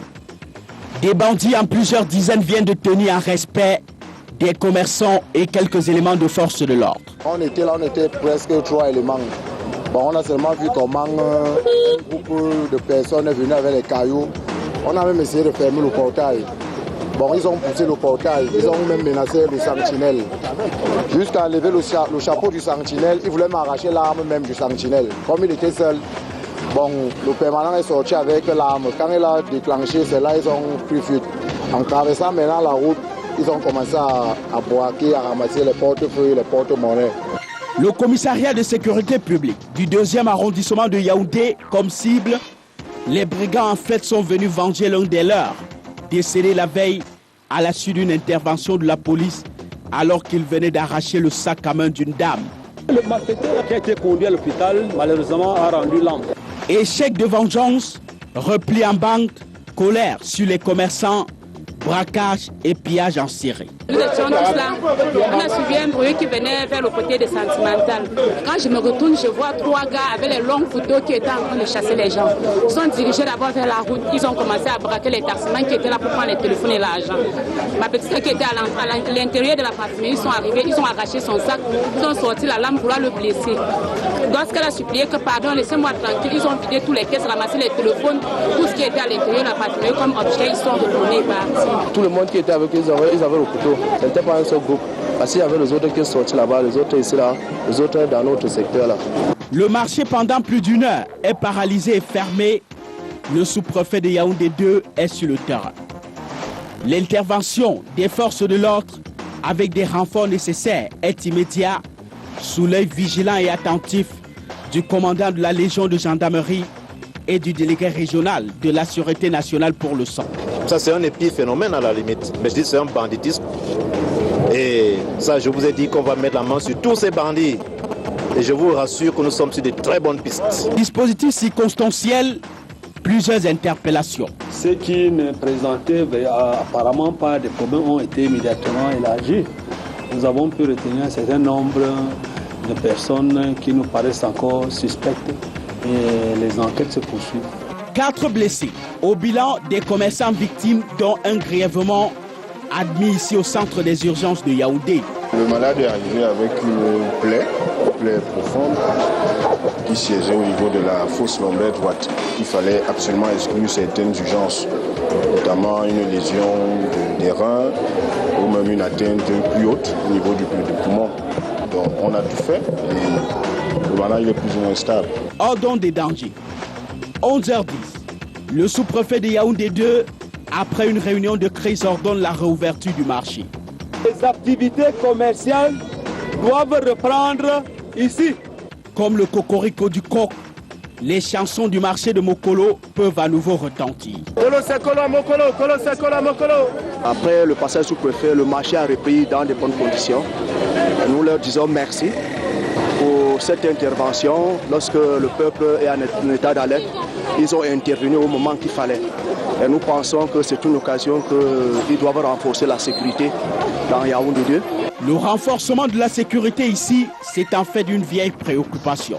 Et le chef de terre, dans ce sens, a confié aux populations un pan de leur destin sécuritaire. Nous avons entrepris l'installation des comités de vigilance à la demande du gouvernement pour la sécurisation de cette plateforme commerciale. Autorités, comités de vigilance et forces de l'ordre en synergie pour la sécurité de Mokolo. Illustration, une Kalachnikov prête à vomir son contenu sur qui s'hasarderait encore.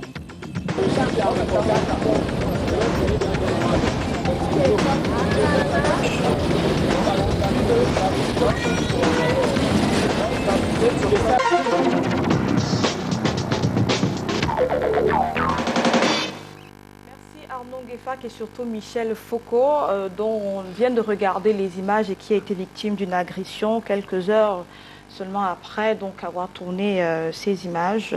J'espère qu'il se remettra très vite pour nous retrouver très vite derrière sa caméra. Alors monsieur, il s'est dit que le marché Mokolo de Yaoundé est l'un des plus grands de l'Afrique centrale. Et les scènes qu'on a regardées tout à l'heure, Maître Joseph Biliga, c'est un peu comme le Far West, non? Oui, ça me rappelle un peu ce que nous avons eu ici il y a quelques années à Douala, lorsque, prétextant du fait qu'on avait arrêté un de leurs et emporté sa moto au niveau de Bonamou Sadi, au niveau de la société de fourrière de Douala, les Bensikineurs avaient pris la ville en otage. Je ne sais pas si vous vous souvenez. Oui. Même les policiers étaient obligés d'enlever leur tenue pour pouvoir circuler dans la ville. Cela est inquiétant. Ça veut dire qu'en fait, un matin comme ça, un groupe de personnes va décider de prendre une partie ou la ville ou le pays en otage. Et j'apprécie quand même la réaction qui a été celle des autorités qui ont réagi de manière ferme. Et je note également que, contrairement à ce qu'on aurait pu craindre, il n'y a pas eu de débordement de leur part. D'accord. Alors, Évariste Foupoussi, on arrive à trouver des jeunes qui sont décomplexés devant les policiers, censés les faire trembler de peur quand même. Et c'est ça qui pose problème. Et c'est ça qui m'inquiète, parce que la présentation même des événements, elle n'a pas été très claire. J'ai l'impression que la censure a fonctionné à plein, parce que, comme par hasard, toutes les télés ont montré les mêmes images avec les mêmes personnes interviewées. Ça veut dire que c'est des images qu'on vous a données. Ils sont allés tourner sur le terrain. Hein? Non, je vous dis, aucune télé ne nous a montré ce qui s'est passé. Parce qu'on se pose des questions. On nous dit que c'est des bandits. Combien ils sont ces bandits pour que quelques minutes après qu'ils aient été déçus, qu'ils reviennent publiquement, gaillardement s'attaquer aux structures administratives? Bon, moi j'espère que c'est vraiment le cas. Parce que si ce n'est pas le cas, c'est que c'est la preuve d'un malaise social réel au niveau des jeunes. Et tout le monde sait qu'au niveau des jeunes, à l'heure actuelle, avec le taux de chômage qui avoisine les 80%, parce que 80% c'est le secteur informel, donc c'est le sous-emploi, donc c'est le chômage. Avec ce taux, il faut faire très très attention. Moi je pense que l'État devait d'abord laisser la presse nous informer correctement avant que nous ne formions notre jugement. Bon, les forces de l'ordre ont notre soutien pour maintenir l'ordre, mais il faut d'abord que le gouvernement s'occupe des problèmes des jeunes. D'accord, merci, c'est compris. Parce que la plupart sont en chômage pour le moment. Roland Jotier, vous avez forcément suivi, même oui, tout à fait. Notre journal a traité cette information-là, et ce qui nous est revenu, c'est qu'effectivement, c'était des hors-la-loi.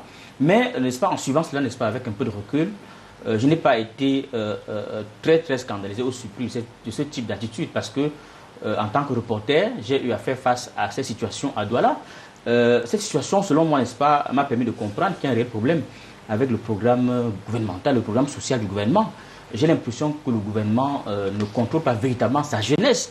Il ne suffit pas seulement de débarquer sur le site avec des kalachnikovs, avec l'ordre de la loi, je veux dire, n'est-ce pas, le camion qui déverse l'eau sur les gens, mais il faut derrière ça une véritable politique pour pouvoir contenir la jeunesse. Et le contenu, n'est-ce pas, la contenir nécessite, n'est-ce pas, que des emplois soient créés pour les contenir. J'ai souvent eu à remarquer qu'à 1h du matin, parfois, à 2h, alors que parfois, je rentre d'une fête ou je sors d'un mariage, je trouve des jeunes de 14 ans, 12 ans en train de causer en plein Carrefour quartier.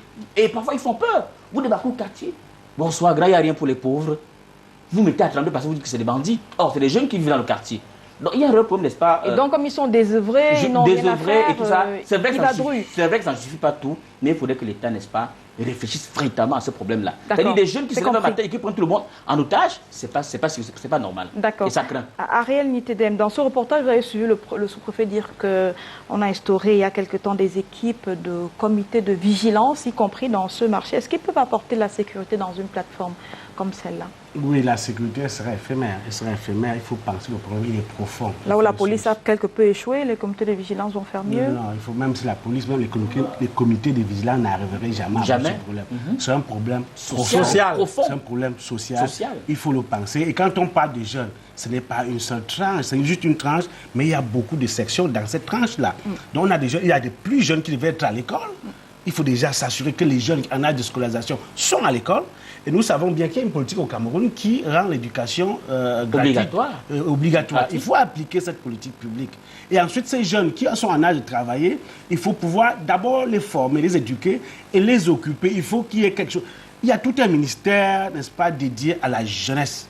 Ce ministère est chargé de concevoir, de mettre en œuvre la politique volontaire en matière de jeunes. D'accord. Ça interpelle donc ce ministère, ça interpelle justement les forces de maintien de l'ordre, mais ça interpelle, n'est-ce pas, toute la nation. D'accord. Il faut se dire qu'il y a un problème, qui couvre. Cela nous donne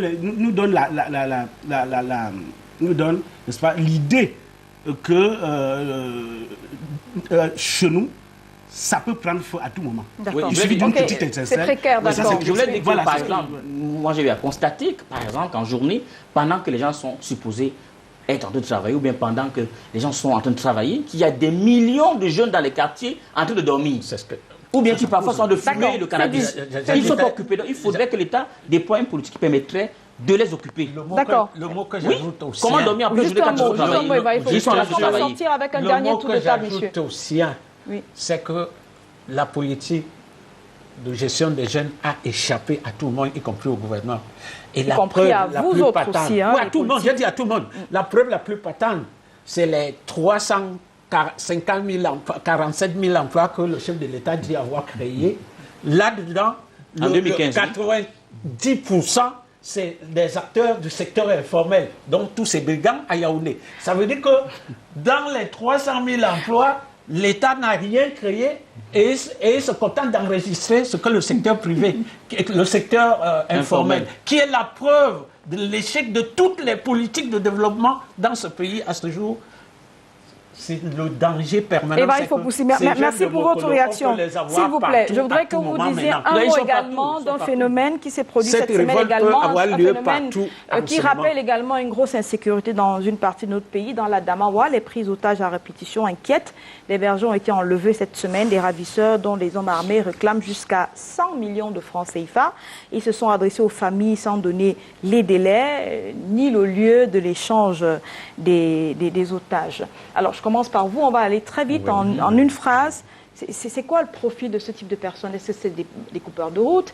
Est-ce que c'est des bandits de grand chemin? Ou alors c'est des groupes venus des pays voisins, sachant que la Damawa est frontalière du Nigeria sur 430 km quand même, et puis la RCA sur une centaine de kilomètres. J'avoue que c'est une question vraiment difficile à répondre. Mais ça du profil, c'est des gens qui peuvent avoir plusieurs types de profils. Ça peut être des jeunes Camerounais qui sont frustrés, qui sont désœuvrés, vivant dans ces parties du pays. Ça peut être des rebelles, ça peut être des éléments de Boko Haram que nous combattons depuis de longs mois. Nous savons que dans les 3 régions, notamment dans l'extrême nord, on a déployé tout un contingent, un dispositif sécuritaire pour pouvoir, n'est-ce pas, faire face à cette secte islamiste. Par rapport au profil, réellement, c'est une question difficile, mais c'est des gens qui peuvent venir de toutes parts. D'accord. Mais quand même, à la base, comme on dit les experts au niveau supérieur, les experts de haut rôle par rapport à nous ici, c'est-à-dire il faut déployer des projets qui contiennent la jeunesse. Et il faut préciser, est-ce qu'on a les moyens d'éradiquer ces phénomènes pris ensemble comme ça, ceux de l'insécurité à Mokolo et puis ces prises d'otages qui se multiplient dans l'extrême nord, dans le grand nord Cameroun? Madame, potentiellement, le Cameroun a les moyens. Bon, mais est-ce que nous pouvons faire prévaloir tous ces moyens à l'heure actuelle? Vous savez, ce problème que vous soulevez là pose le problème global de l'insécurité dans le pays, en particulier dans les 3 provinces du Grand Nord. vous savez, ce problème d'insécurité, le deuxième problème au Cameroun après la misère sociale. Donc ce problème-là est fondamental et il est prioritaire pour nous tous Camerounais. J'implore les gouvernants pour qu'ils trouvent des solutions idoines, à commencer par le volet social, parce que c'est la misère qui prédispose les gens à ce genre de comportement. Et puis, comme on ne sait pas, comme quelqu'un l'a dit ici tout à l'heure, on ne sait pas qui c'est. Même dans l'extrême nord, Boko Haram avait commencé par les coupeurs de route. Comme on ne sait pas ce que c'est, nous faisons confiance au gouvernement pour trouver des solutions idoines. Henri Nitedem, entre le 1er juillet et 31 décembre 2015, la Damawa a connu 15 attaques de coupeurs de route, 56 prises d'otages, 27 attaques de bandes armées, 10 cas de vol de bétail. Ce sont des statistiques qui nous ont été communiquées par le commandant de la Légion de gendarmerie, donc le colonel Elias Tongé. Ça veut dire que la cote d'alerte est quand même atteinte de ce côté. Qu'est-ce qu'il faut faire d'autre pour qu'il y ait un déploiement sécuritaire exceptionnel dans cette zone? Disons que c'est un problème multidimensionnel. Vous avez déjà, au plan sécuritaire, on a le pays qui est à l'est et en guerre avec un flux de réfugiés. De l'autre côté, à l'ouest, c'est le Nigeria avec cette secte terroriste qui vient faire des exactions tout le temps. Et au-delà, la solution, elle doit être multidimensionnelle. Il y a d'abord, quel est un problème? C'est d'abord un problème national, c'est un problème international. Le terrorisme ne peut pas être combattu efficacement à l'intérieur d'un pays par ce seul pays. Il faut faire appel à la communauté internationale. C'est transfrontalier. Ça, c'est mais les racines du problème sont, comme je dis, multidimensionnelles. La dimension politique, la dimension économique et la dimension sociale. Il y a même la dimension juridique. Ça, il faut prendre en compte. Il y a même un problème culturel, il y a un problème de mentalité. Donc c'est ça le problème, il faut aller, n'est-ce pas, à la racine. Voilà les racines de ce problème. Alors est-ce qu'on peut le résoudre? On peut le résoudre, mais ce sera sur le long terme. D'accord. Maître Joseph Biliga, je termine avec vous. Ce sont des foyers d'insécurité dont on vient de parler, insécurité urbaine avec Yaoundé, insécurité, on peut le dire, dans les zones rurales avec la Damawa et l'extrême nord Cameroun. Comment maîtriser ces foyers? La coopération entre les populations, les forces, les responsables, les chefferies traditionnelles et les forces de l'ordre, elle est importante. Vous voyez, à l'extrême nord aujourd'hui, on a essayé ne pas dire de juguler, mais de canaliser les actions de kamikazes de Boko Haram. Tout simplement parce qu'il y a eu cette coopération-là. Elle est nécessaire. Si elle n'est pas là, ce sera la catastrophe. Parce que lorsque ces bandes armées auront réussi à se rendre maîtres de la Damawa, rien n'empêche de commencer à descendre. Vous savez, il y a quelques années sur à l'ouest, où il y avait des coupés de route. Sur la route de Bana, plusieurs fois, on a déploré ça. Donc il faut impérativement qu'il y ait cette coopération, que les parents interviennent. Parce que si ce sont les enfants, ce sont les Camerounais, que tu as un parent, ton père, tu es un parent, et tu sais que tes enfants, à 2 h du matin, tu as un enfant qui n'est pas dans la chambre, tu te poses des questions. Tu dois pouvoir lui dire, mais tu étais où à cette heure-là? Quelles sont les activités qu'il mène? Oui, je pense qu'il faut qu'il y ait cette synergie de force entre les parents, entre les populations, entre les chefferies traditionnelles, entre l'armée et les forces de l'ordre. Une pensée également pour ce commissaire de sécurité publique, commissaire spécial de Dabanga, qui est aussi en otage, qui a été enlevé en début de semaine et dont on n'a pas de nouvelles. Nous reviendrons dessus sûrement dans nos prochaines éditions. Messieurs, il ne me reste plus qu'à vous dire merci, puisque nous sommes arrivés au terme du temps qui nous est imparti sur cette antenne de Canal 2 International. Merci à tous ceux qui ont contribué à la préparation de cette émission. Eric Guélé, correspondant de Canal 2 International dans la Damawa, Aminou Alioum, correspondant de Canal 2 à Marois, Arnaud Gueffag, Michel Foucault et toutes les équipes de Yaoundé. Merci à vous, messieurs, d'avoir accepté notre invitation. J'espère vous retrouver très vite sur les mêmes antennes avec un peu plus de discipline. Nous sommes disciplinés.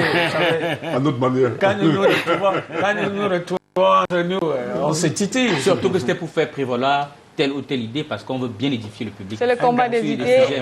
Un bonjour spécial à la diaspora camerounaise et bonne année. Les vœux et le bonjour, vous êtes gâtés aujourd'hui avec la diaspora camerounaise. Le politique commence à faire sa campagne, quoi. Qu'il soit moi moins impatients et qui sachent qu'un jour ou l'autre... Campagne politique. Ils reviendront.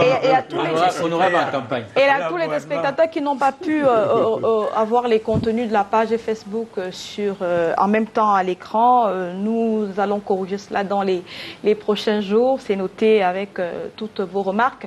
À la semaine prochaine donc et merci de rester sur Canal 2 International. Merci.